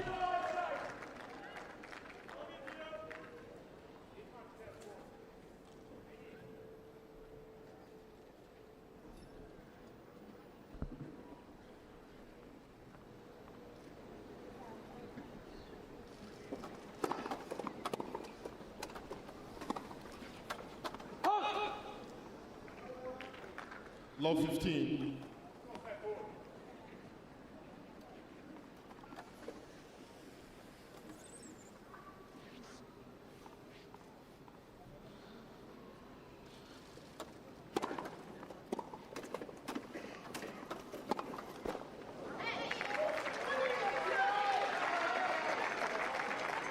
Love 30.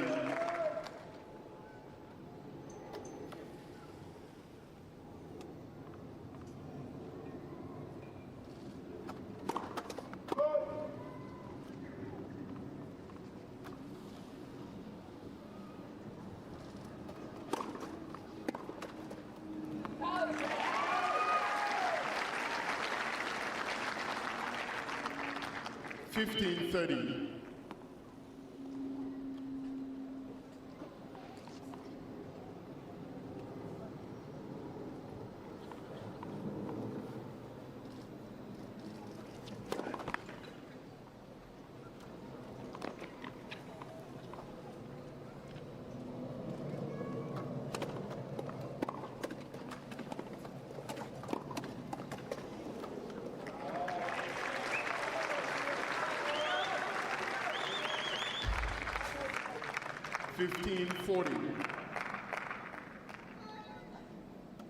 Pressure now being put on the Reed serve.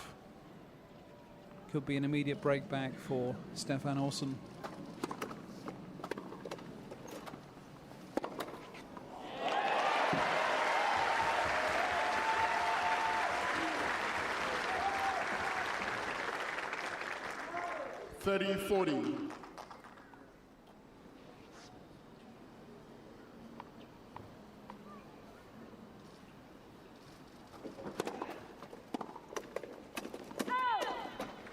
Hughes.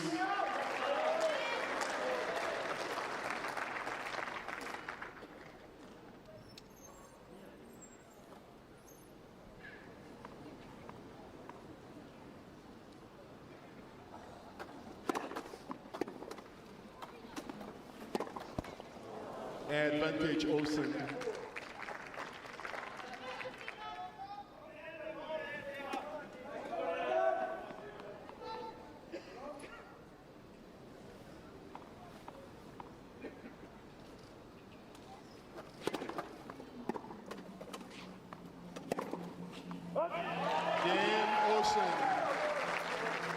Just out on the backhand from Reed. It leads 2-1. Immediate break back for Stefan Olsen.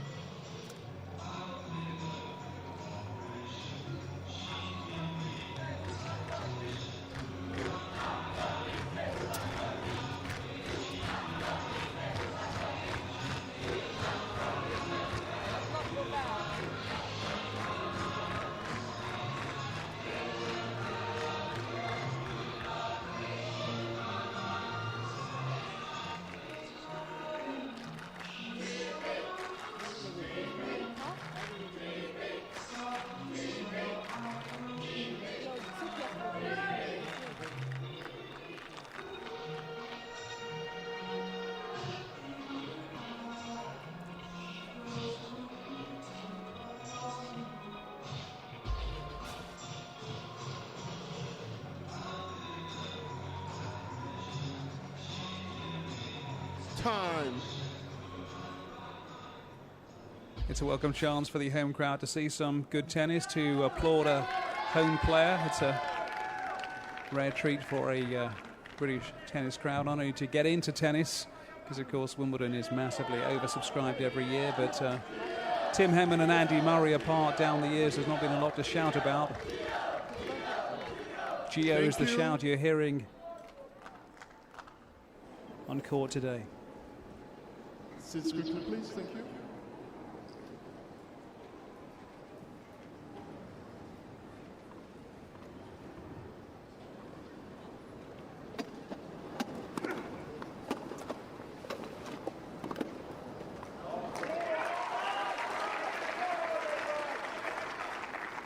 Love.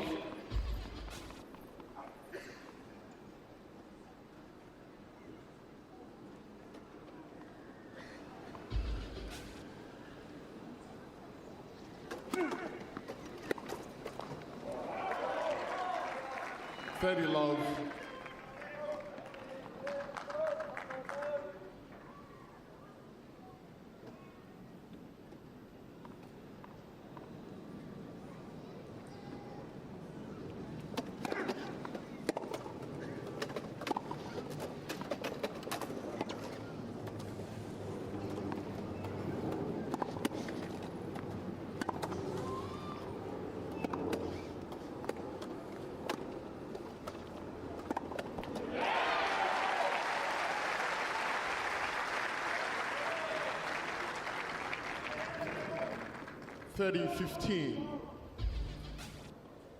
That Olsen tactic of moving his opponents right to left trying to open up the court for a potentially decisive volley. Not so in that case.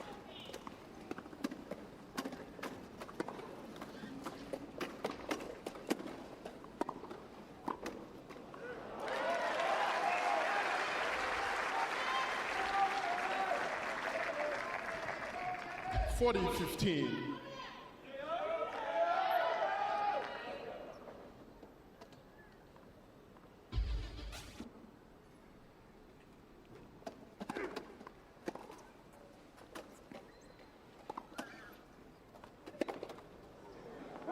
Game Olsen. Ball change, new balls, please. 2-2 in the second set. Reed going for broke. He had to effectively at 40-15 down in that fourth game of the second set. Stefan Olsen coming back into this match. What is a lovely day in the eastern part of London.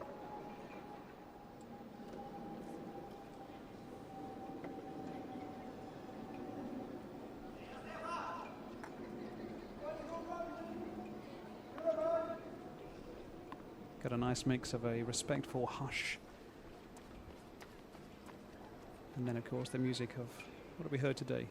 Rolling Stones, Beach Boys, the ubiquitous Queen.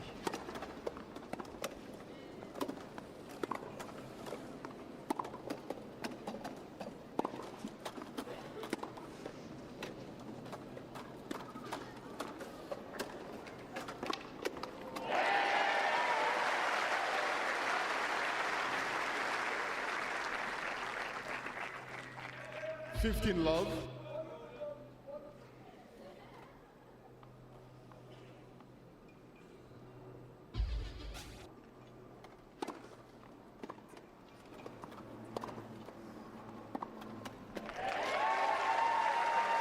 Best of 3 sets, don't forget. So this man, Gordon Reed, looking for a 3-2 lead in the second set.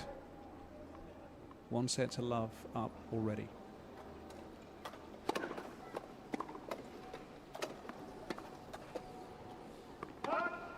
30-15.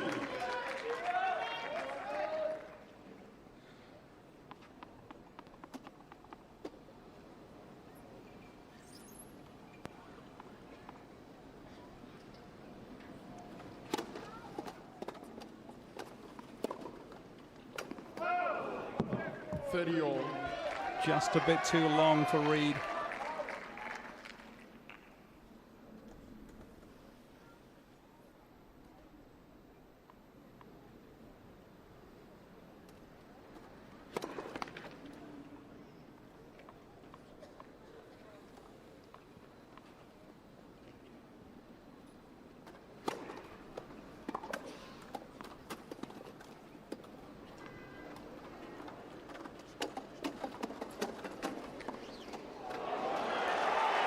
Fabulous shot, wrong-footed his opponent entirely.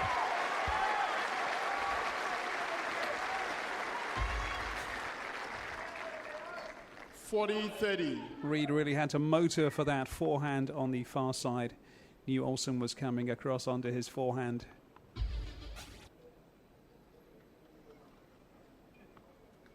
(40-30) lead.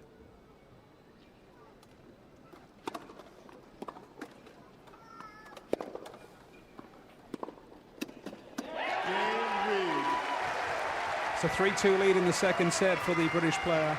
Reed lead by 3-2.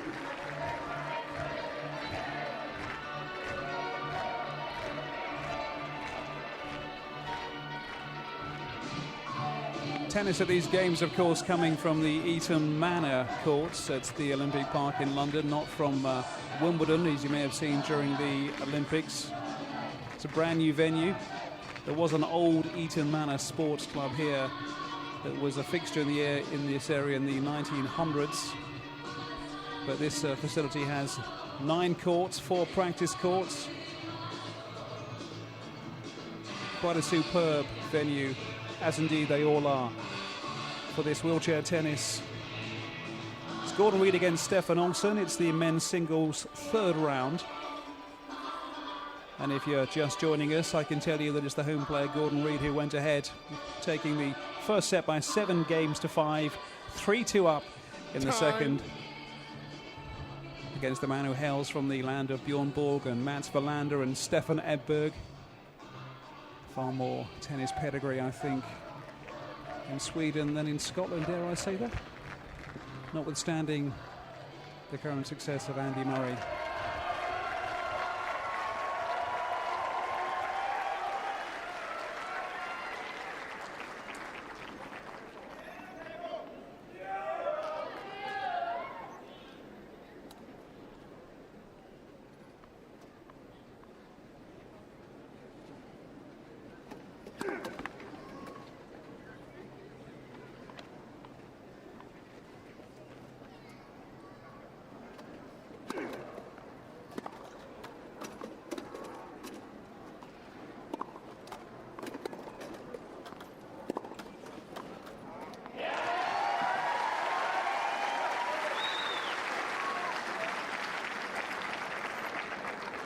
Love 15.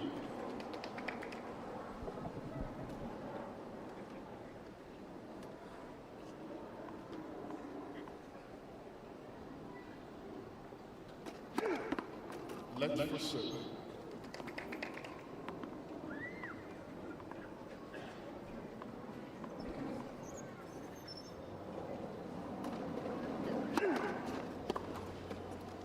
Good. 15 all.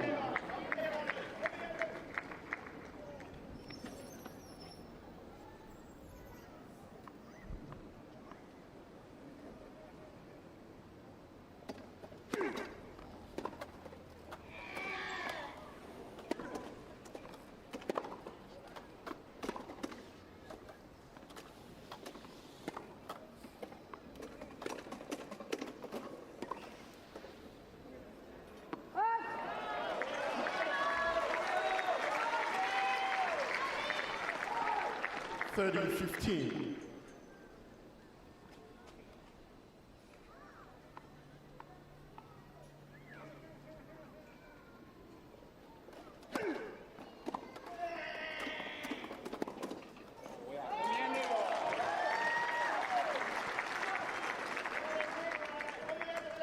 $40-15.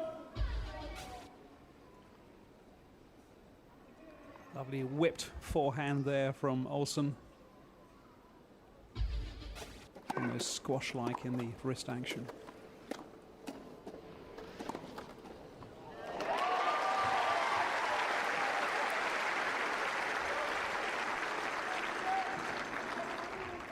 $40-30.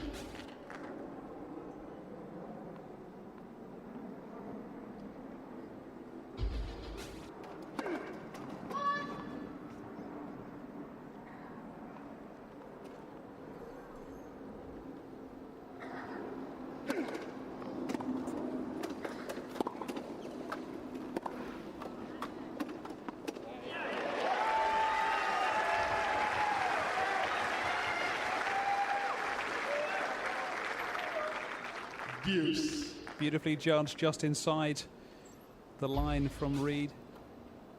High and long. And I think Olsen thought that was going out.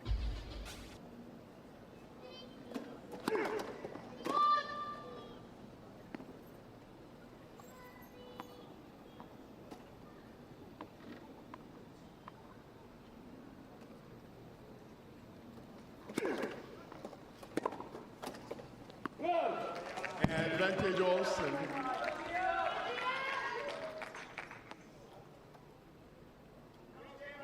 Judged that one correctly, of course.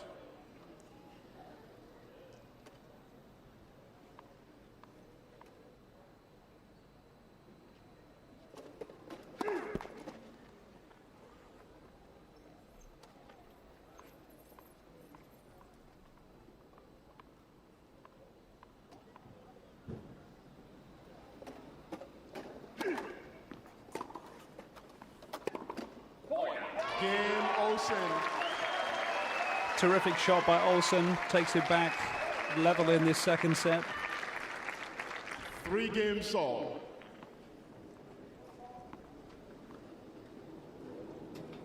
Gordon Reid to serve. Of course, left-handed tennis player. More of those around than you think. Some of the great champions of years gone by. Goran Ivanisevic, John McEnroe, Jimmy Connors, Rod Laver. Currently Rafa Nadal, all lefties.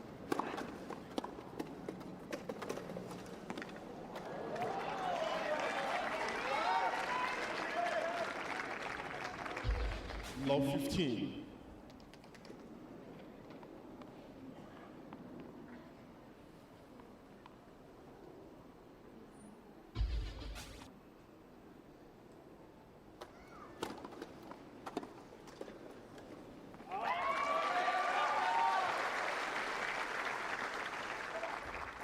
Fifteen all.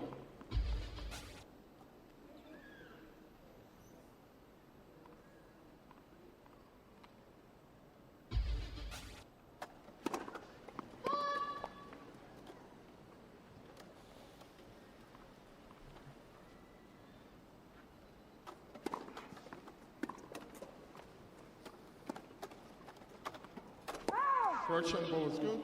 Good point.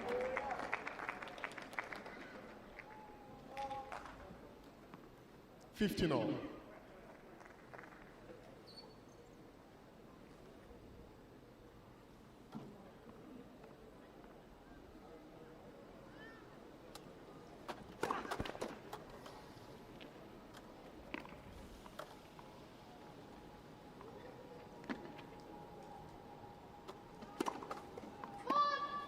$15-30.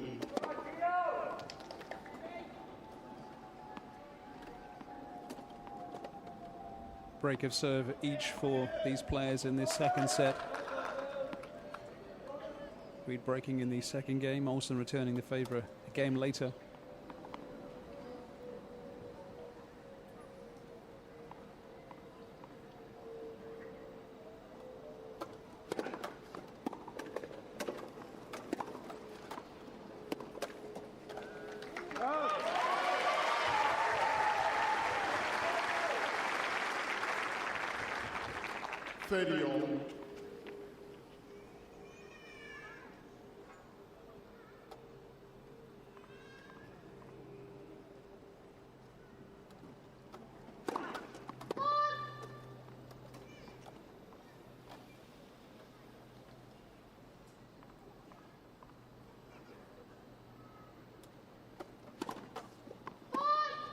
$30-40.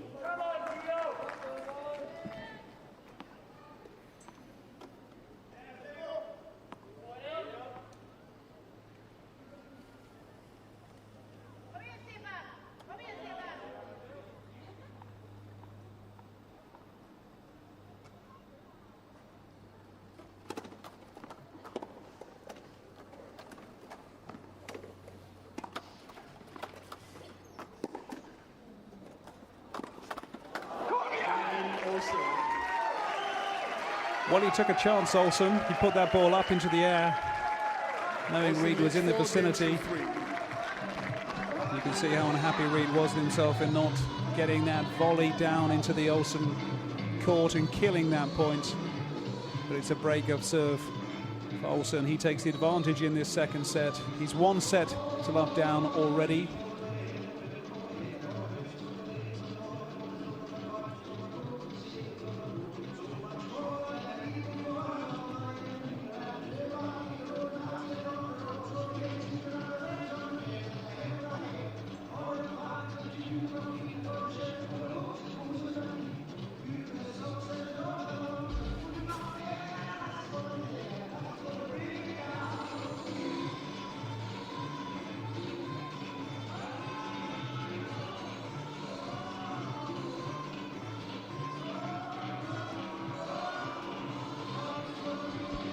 Time.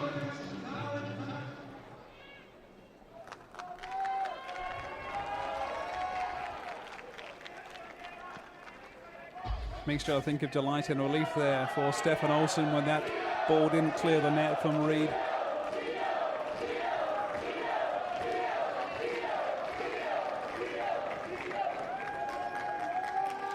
Thank you. Home crowd doing their best to Thank you. raise the home player, Gordon Reid. 4-3 down in the second.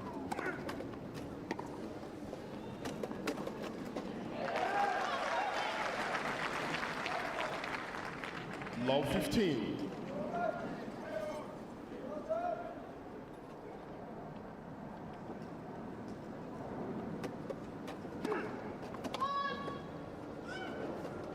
Thank you.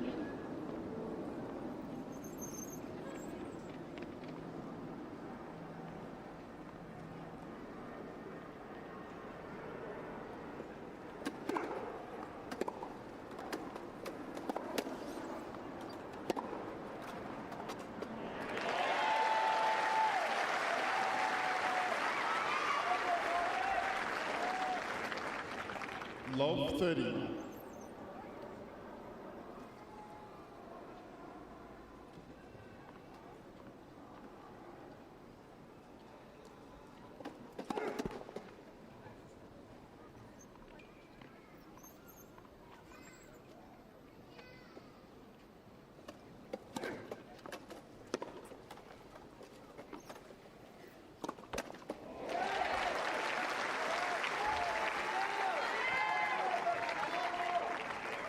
Love 40.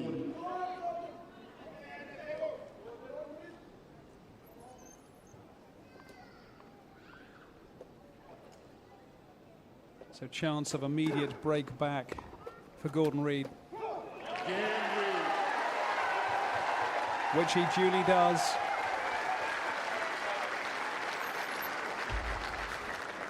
Four games all.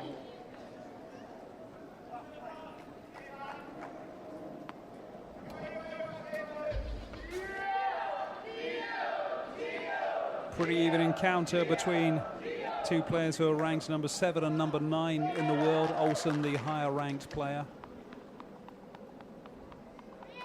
Very little between them today. Perhaps the home crowd is making the difference.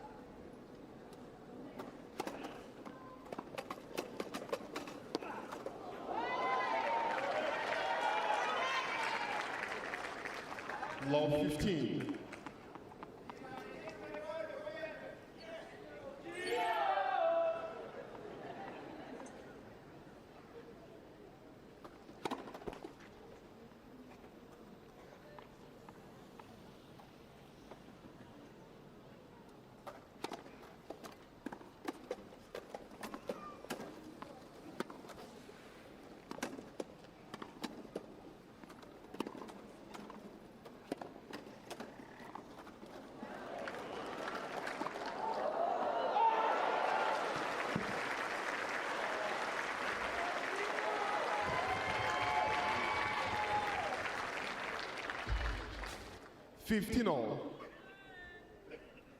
Looked a fabulous shot from Reid, but just left himself wide open for that. Olsen forehand.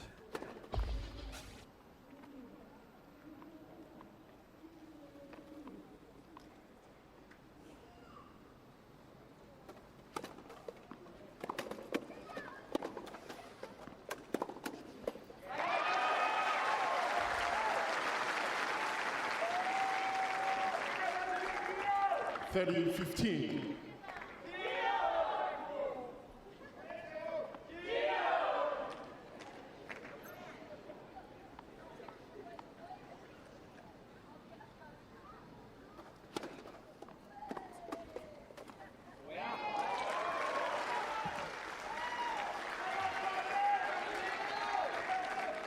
All.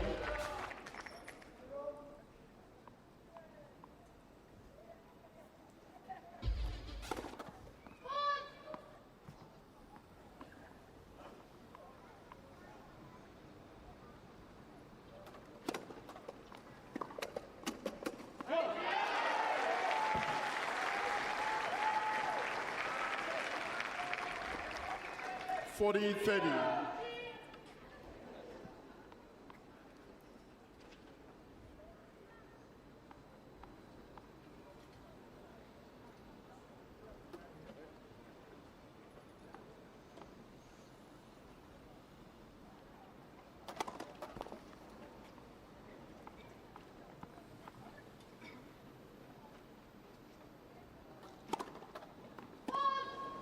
Deuce. Double fault just when Reed could have done without one.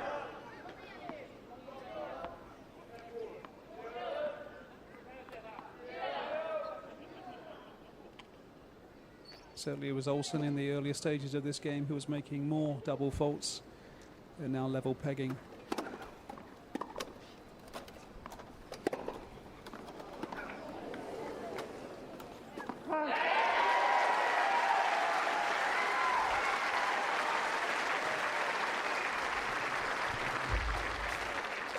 Advantage Reed. Chance to go 5-4 up in the second.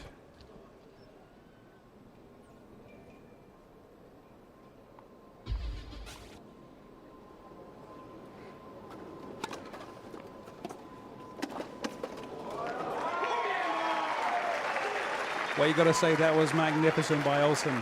Lovely flighted backhand. Deuce. Most acute angle. Delicacy and accuracy. And a wicked bit of spin as well.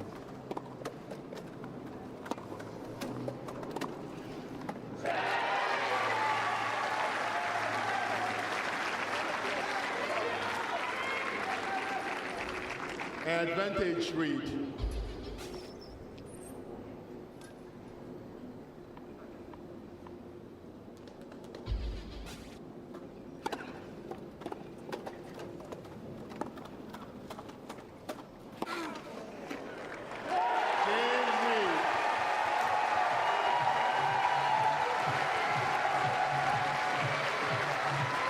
It leads 5 games to 4.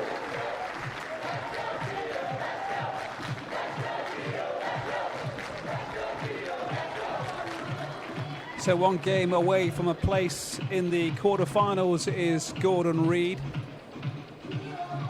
Stefan Olsen will be serving to stay in this match.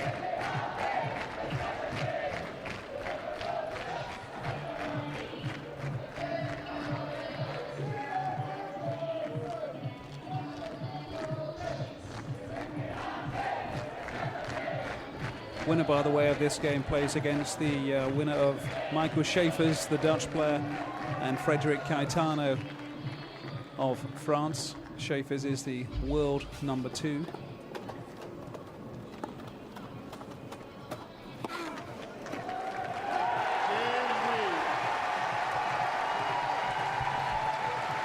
Time.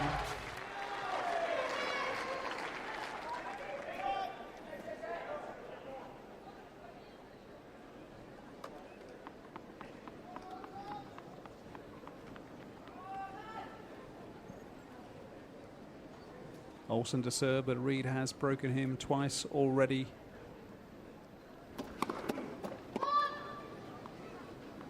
Thank you.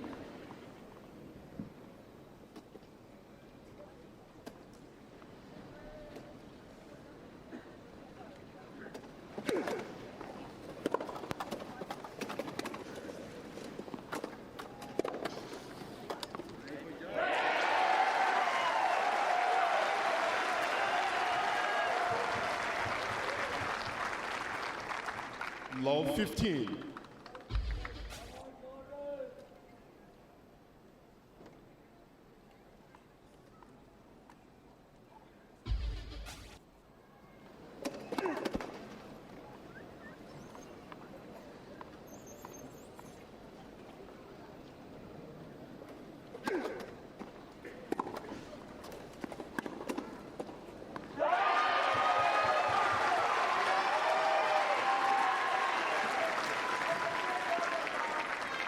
Love 30.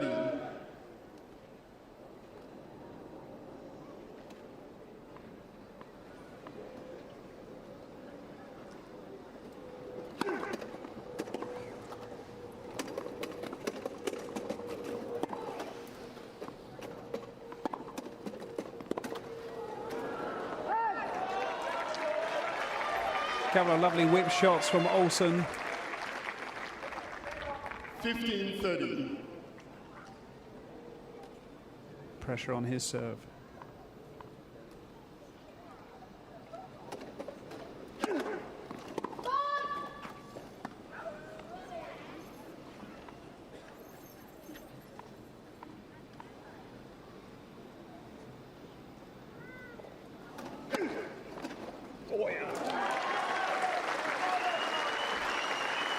Well, I think Reed went off to the right, expecting it to come onto his backhand.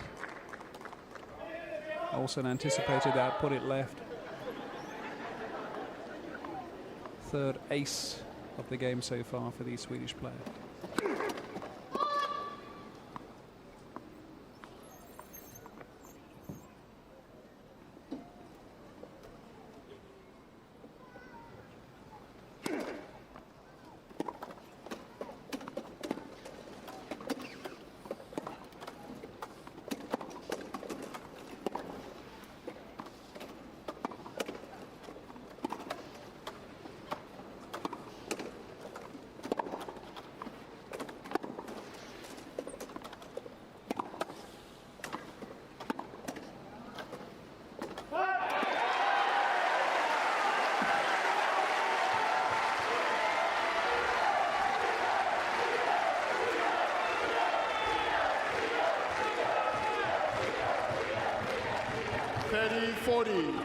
Some deep breathing going on in that chair from Gordon Reid. You could see him puffing his cheeks out, sucking in the oxygen. Match point against Olsen. Let's for serve.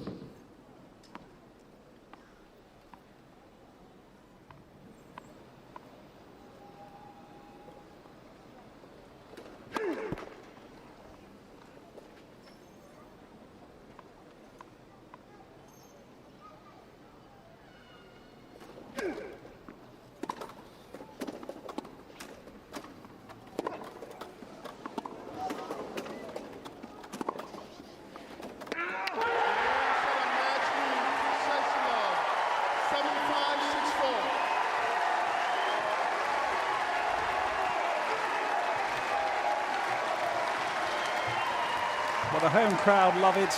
Gordon Reid likes it as well. You could see him going for it on that last point. Wanted to seize his opportunity and not let Stefan Olsen get back into that game at all. 7-5, 6-4. Very popular home win for Gordon Reid, who moves into the quarterfinals of the men's singles at the Eton Manor course, taking his salute from the crowd.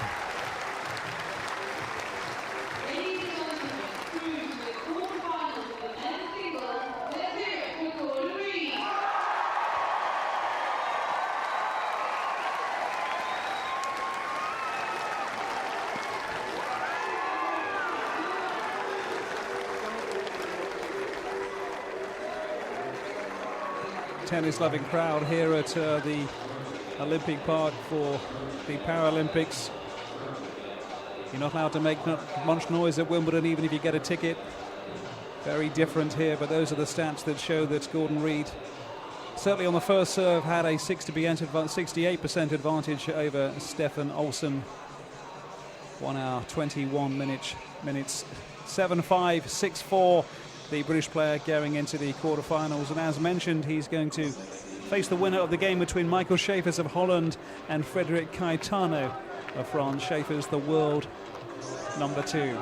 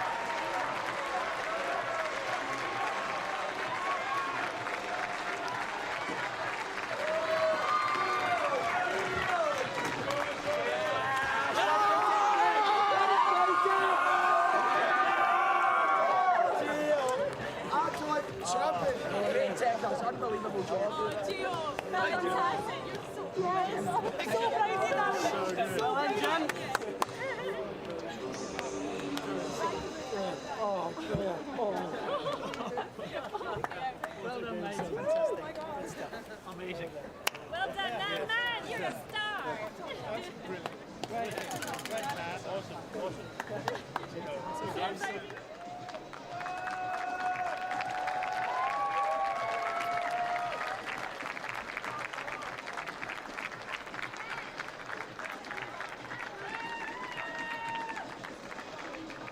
Ladies and gentlemen, please take your seats. The next match is about to begin. It's round 3 of men's singles, and Danish representative of Great Britain will play world number 2 Shingo Takeda of Japan. But before it does, a quick military tennis lesson for you. The game follows the International Tennis Federation rules, but there is one major difference. The ball is allowed to bounce twice. Enjoy the game, but please do wear sunscreen and drink plenty of water. Lastly, please do leave your seats during the match. Thank you.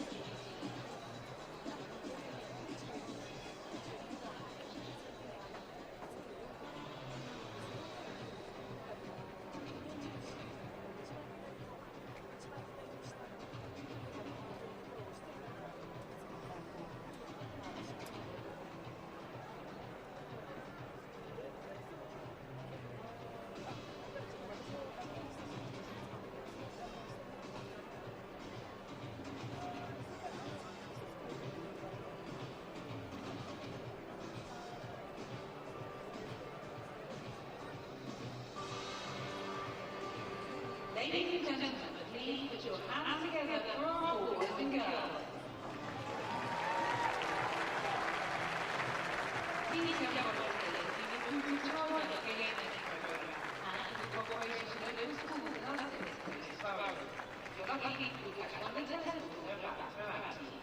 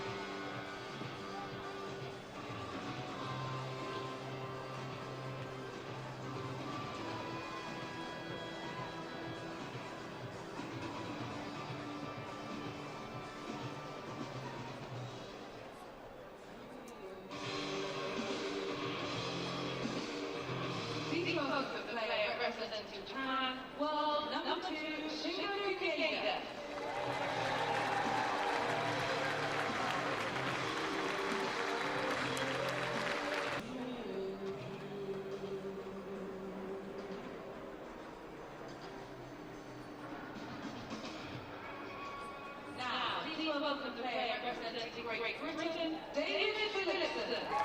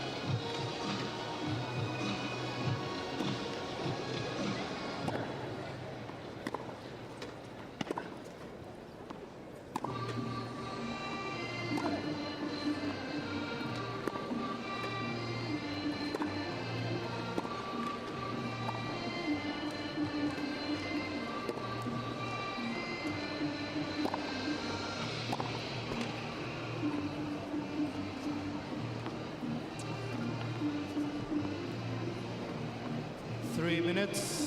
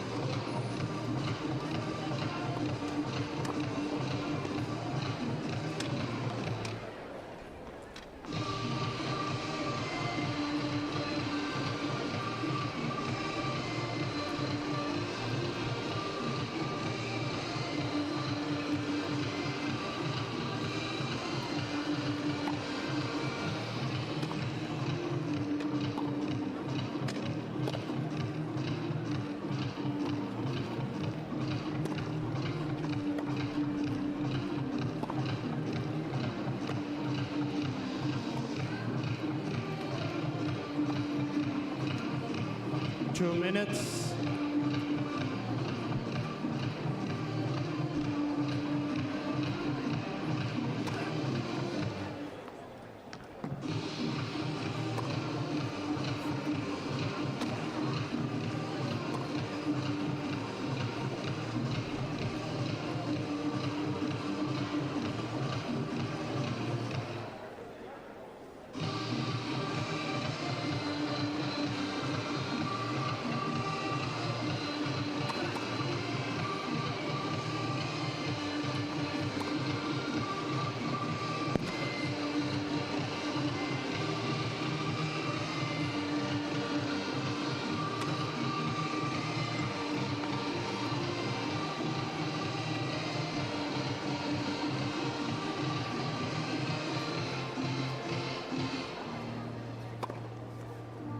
One minute.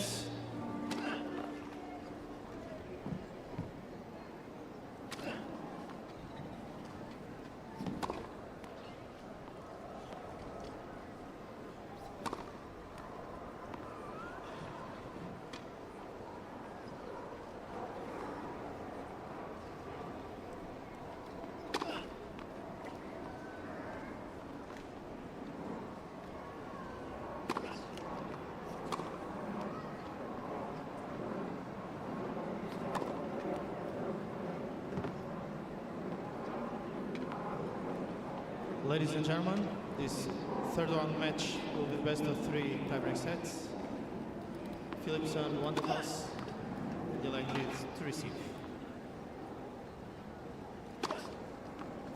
Time.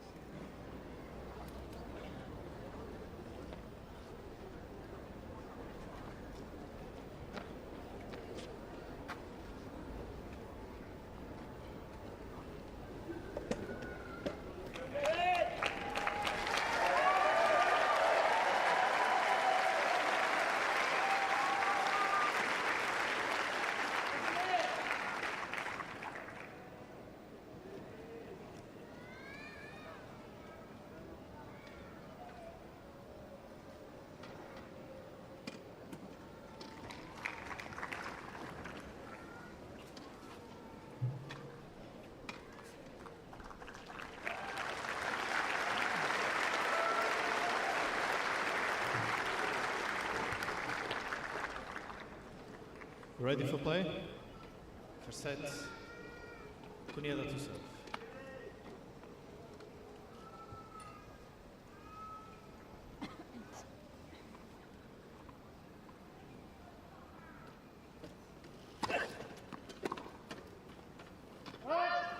$15 off.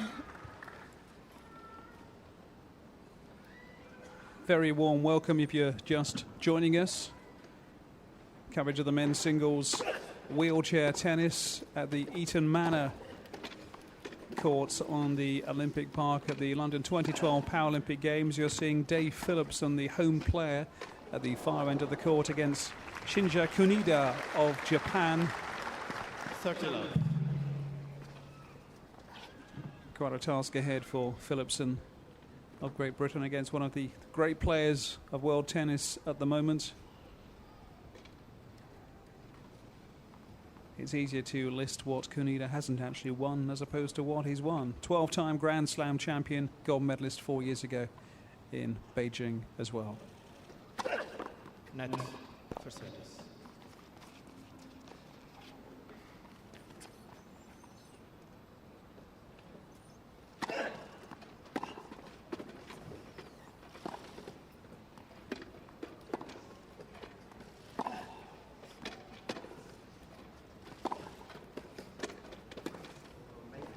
Love.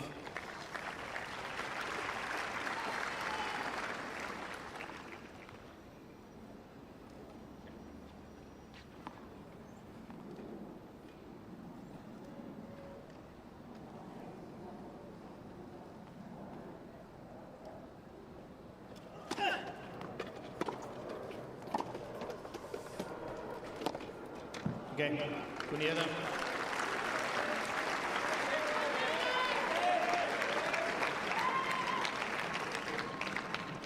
First game.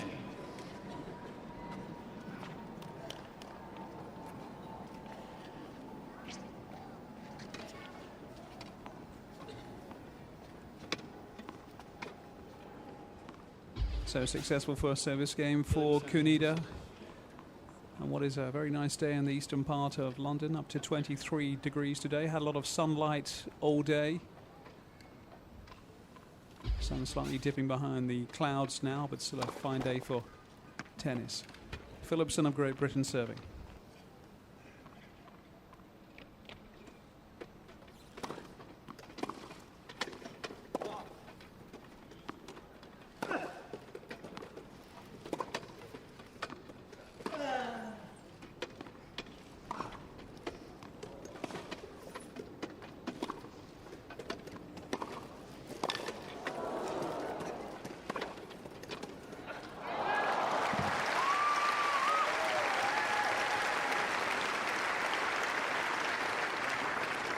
Love 15.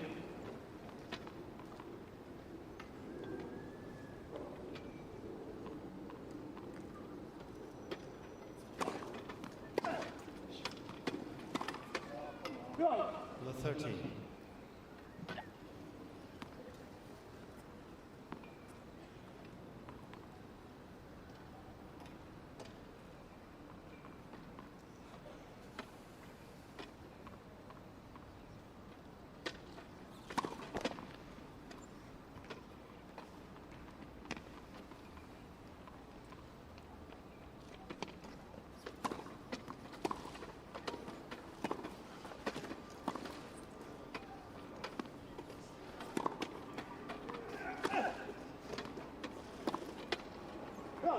Love 40.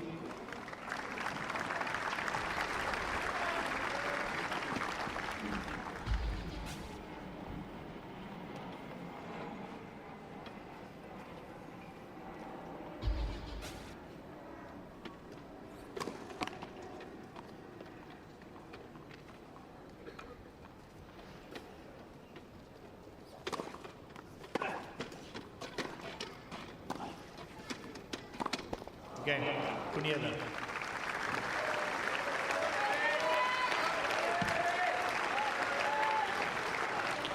Kunida leads by 2 games to love. So an early setback for the home player Dave Phillipson against one of the greats of this form of tennis. Early break of serve for Shingo Kunida and an early 2-love lead in the first set.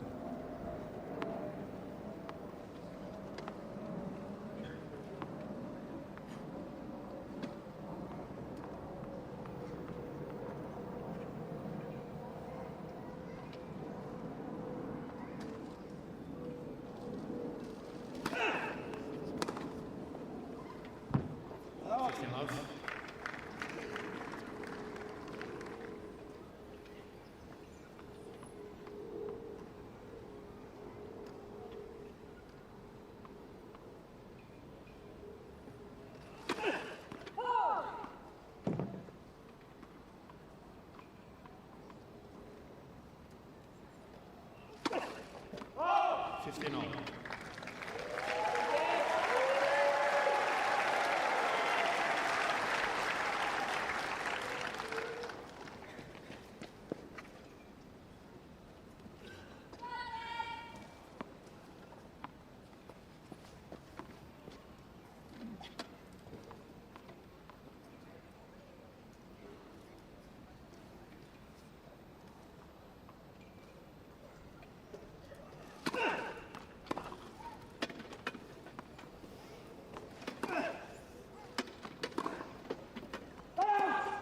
(30-15).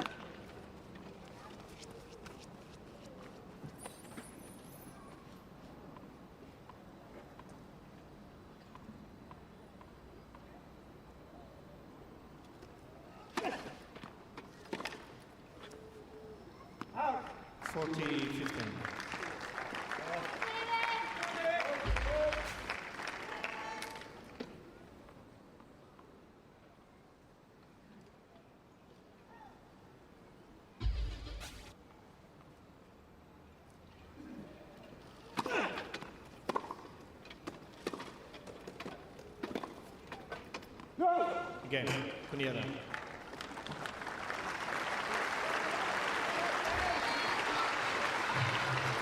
Kunieda leads by 3 games to love. So uphill battle already for the home player, Dave Philipson. He's up against someone who is ranked number 3 in the world with a fabulous record to his name. Shingo Kaneda of Japan, 28 years old. Has been world number 1 in the past. Champion, as we say, from 4 years ago with Grand Slams to his name.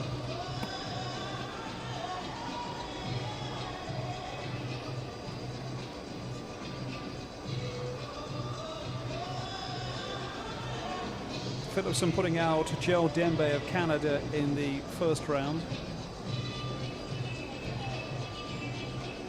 Time. Canada putting out Rafael Medeiros Gomes of Brazil before beating Makara Kua Nayasha of Zimbabwe in the second round.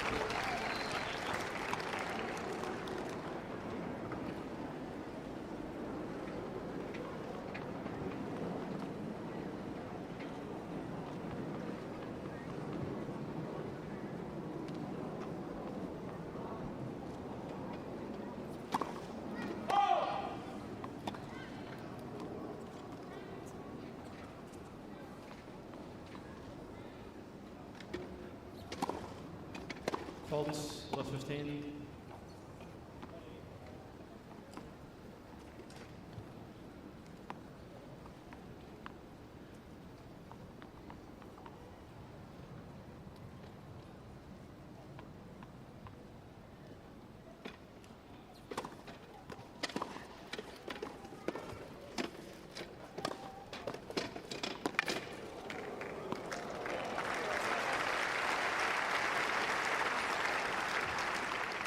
Love 30.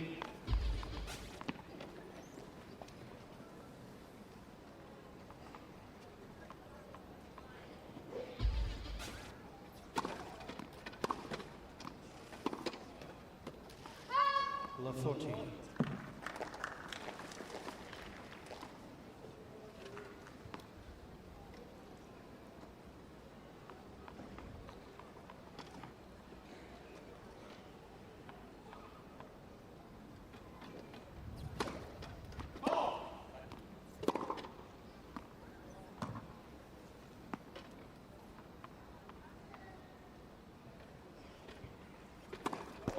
Game, Kunieda.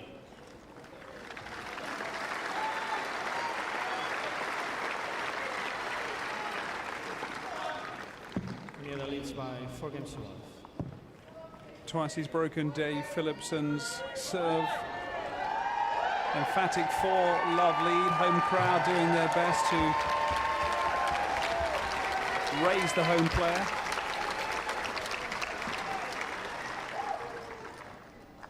Philipson at one stage was part of the junior member of the wheelchair basketball squad, talented athlete. UK #1 4 years ago. You may recall he ended the reign of Giant Mystery, one of the big names of Paralympic sport.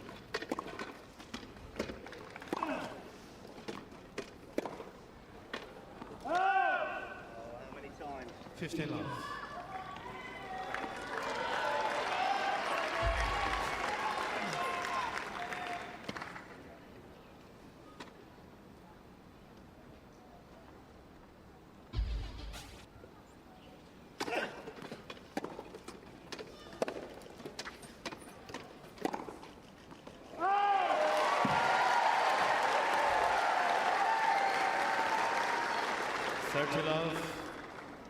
But you could see exactly what Philipson was trying to do to use that space going down the sidelines. Just moving it outside the line. Watched all the way by Kunida. 40 love.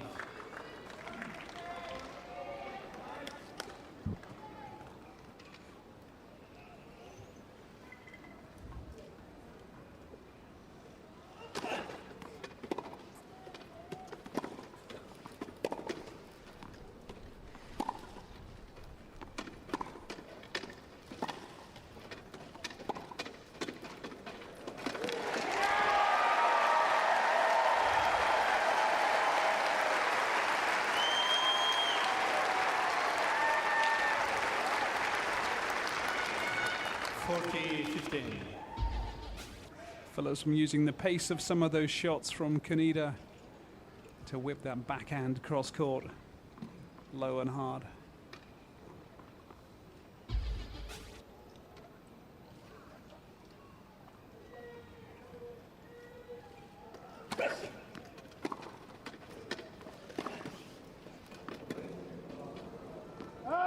Again, Kunida.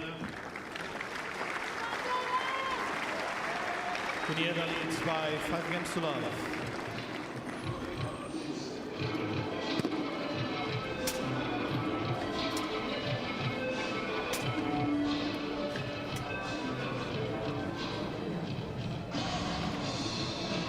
Dave Philipson known around the camp where he plays and has studied in the past, Loughborough Tennis Club at Loughborough College in the English Midlands. He's known as the Monkey Man or the Energizer Bunny, given his energy. Something he's going to need a lot more of. He was going to stay with Shingo Kunida in this game. 5-love down in the first set.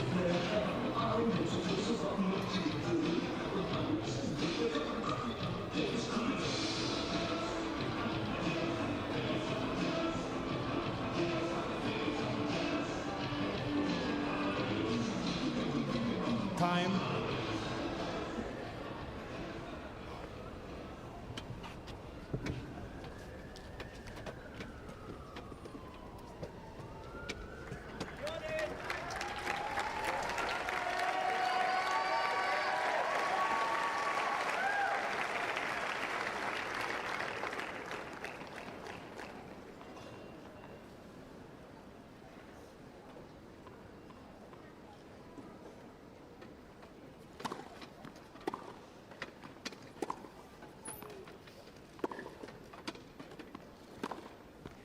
Love 15.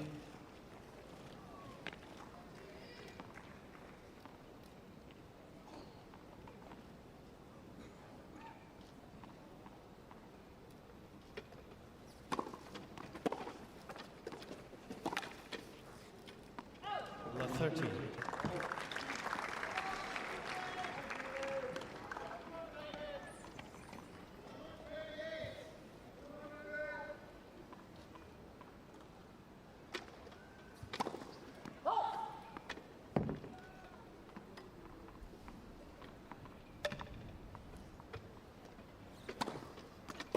Love 40.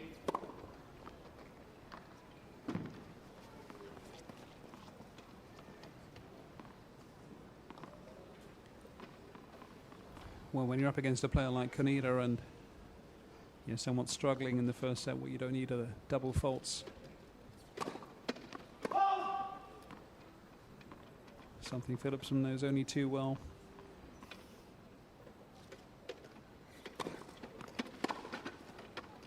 Game. First set, Cunha.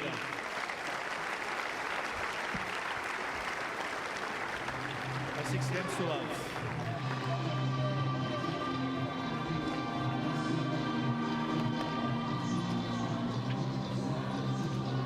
So far, a walk in the park for the Japanese player. Shingo Kaneda having no problems running to a 6-love lead. Silence in the crowd, which is probably why the music is so loud at the moment.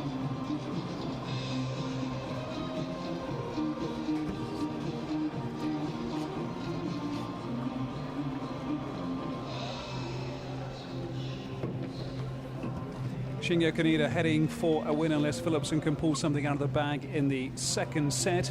This is the men's third round draw. Stay with us on this channel. We're leaving the tennis and we're heading off to the volleyball. From Francis Collins at Eton Manor, goodbye for now.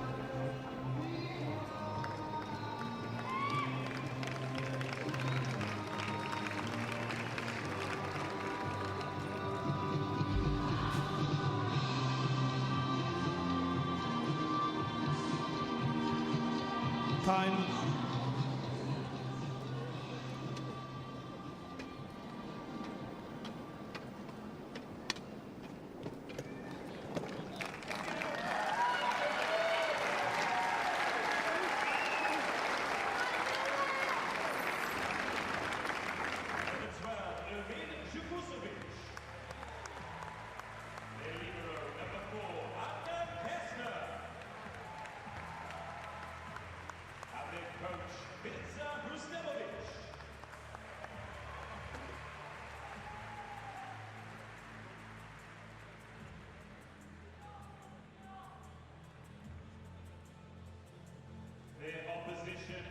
Islamic Republic of Iran, the captain number 8, Jamil Ayari.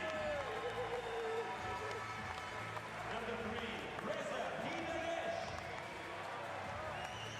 Number 4, Dawood Ali Bonian. Number 7, Sadek Hideli.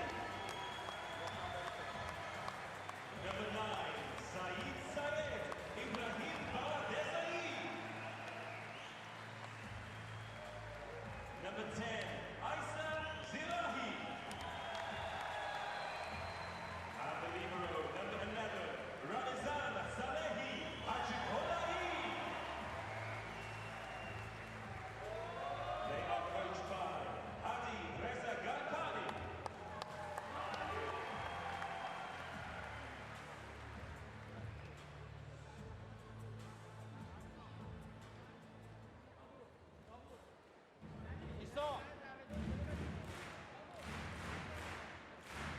So something has to give here in the biggest game of the sitting volleyball men's tournament so far. Bosnia in the black, Iran in the white. The two teams which have dominated this sport at the Paralympics since 1996.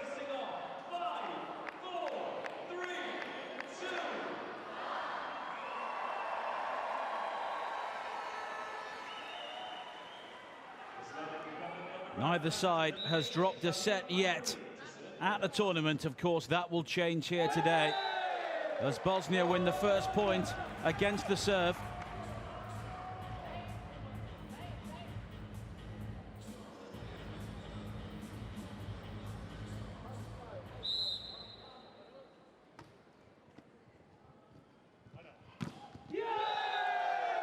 And again, strong work around the net.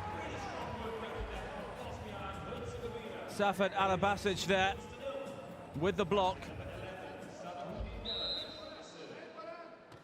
And Bosnia looking for the quick start here. But Iran are quickly on the board.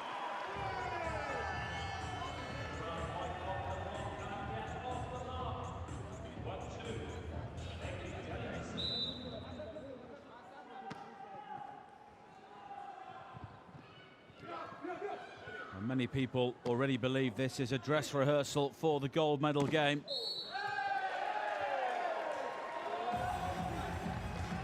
Iran have won 5 of the 6 sitting volleyball competitions to have been contested in the Paralympics, and the one blemish on their record in Athens in 2004, when it was Bosnia who beat them in the gold medal game. And this game is the best of 5 sets. It's the first of 25, but if we go to a deciding set, it will then be the first of 15. Each team allowed 3 touches on either side of the net before they must return the ball. And Alabasic there, using his power close to the net again. And the block from Zerahi.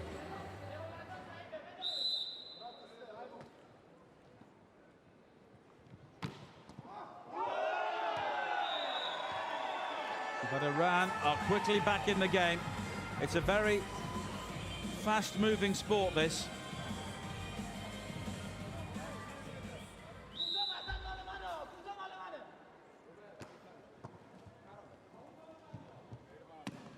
Sitting volleyball is incredibly popular in Iran. There is a professional league, and many of these players are huge stars in their homeland.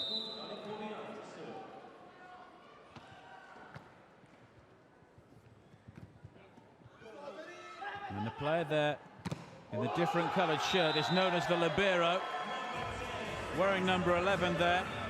It was Salahi, and he can come into the game as a timeout is called.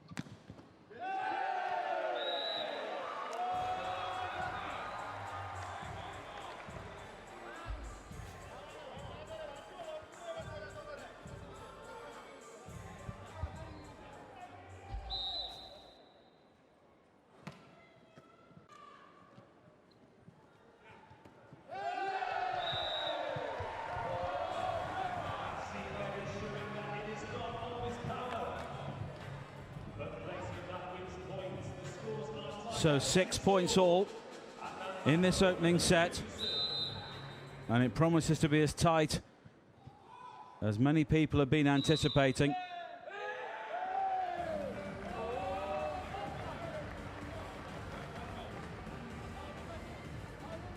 Bosnia edge ahead again, and they will have the service.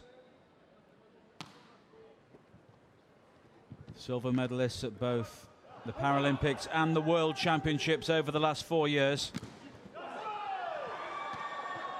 And the only time they've beaten Iran in a major final was in Athens back in 2004.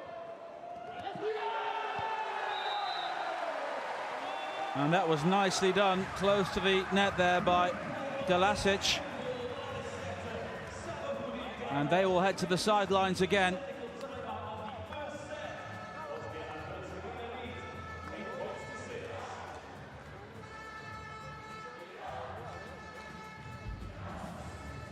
And Iran used to having things all their own way, apart from when they play Bosnia. Just a delicate touch there, almost surprising the defensive cover, who were maybe anticipating a more powerful spike.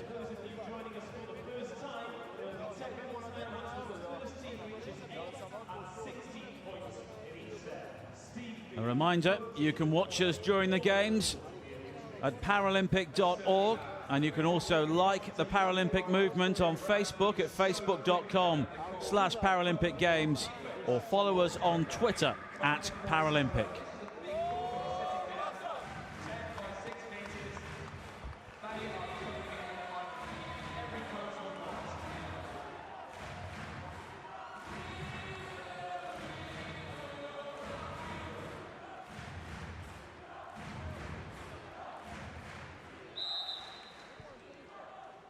So Bosnia will get us underway again.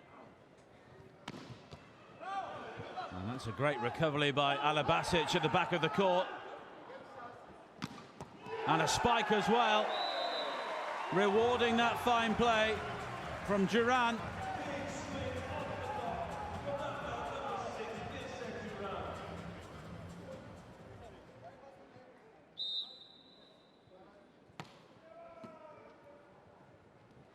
Three-point lead.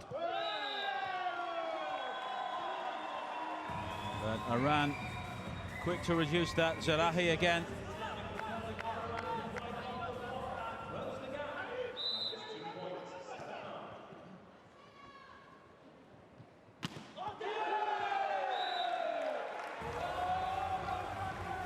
But Bosnia have the edge at the moment.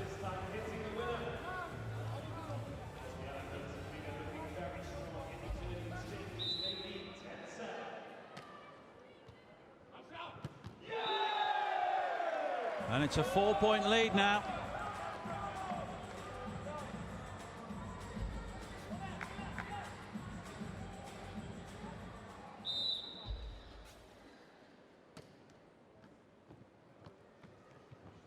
So the ball has to go over after that third touch. And what a spike that was. Alabasic again. And the libero, Salahi, unable to respond. And Bosnia go to the sideline in control of this first set at the moment.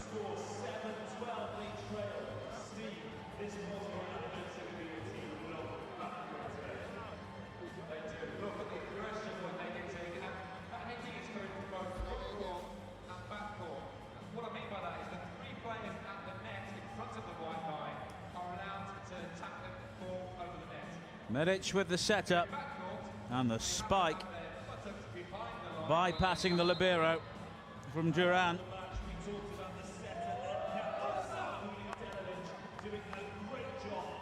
And it's been a stroll for both of these sides so far to make it through. Winning both their games 3-0. Iran on top of the table. They have a slightly higher points ratio, but it's a very marginal one. But of course, we will have a clear-cut winner as Bosnia moves 6 points clear.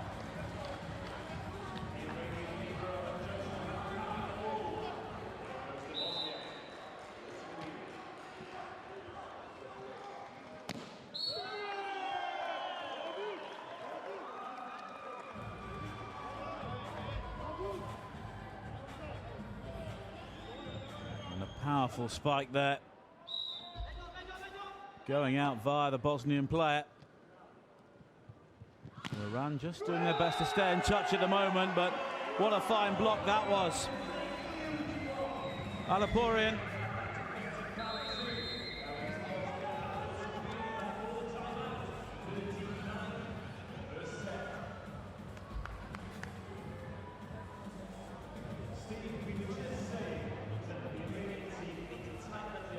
And the Iranians head to the sideline.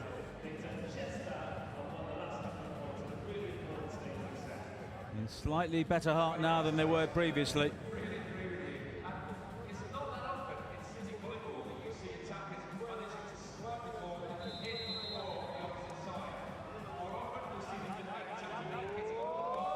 And there were 10 teams in total here at London 2012. And 4 of them will go through to the quarterfinals. Rwanda are the side who will drop out from this group. Iran, Bosnia, Brazil and China will go through. In the other group, Germany assured of their place. along with Egypt, and it will probably be Russia and Great Britain. So the winner of this game is likely to face the host nation in the quarter-finals.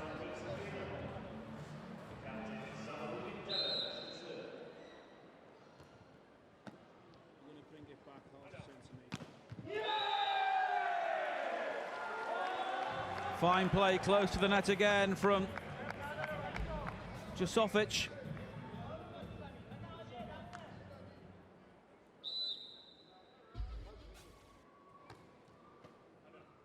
And it's a very flat serve again, which forces the Iranians to try and pressurize the net. And Ali Basic is there. It's a 7-point lead now.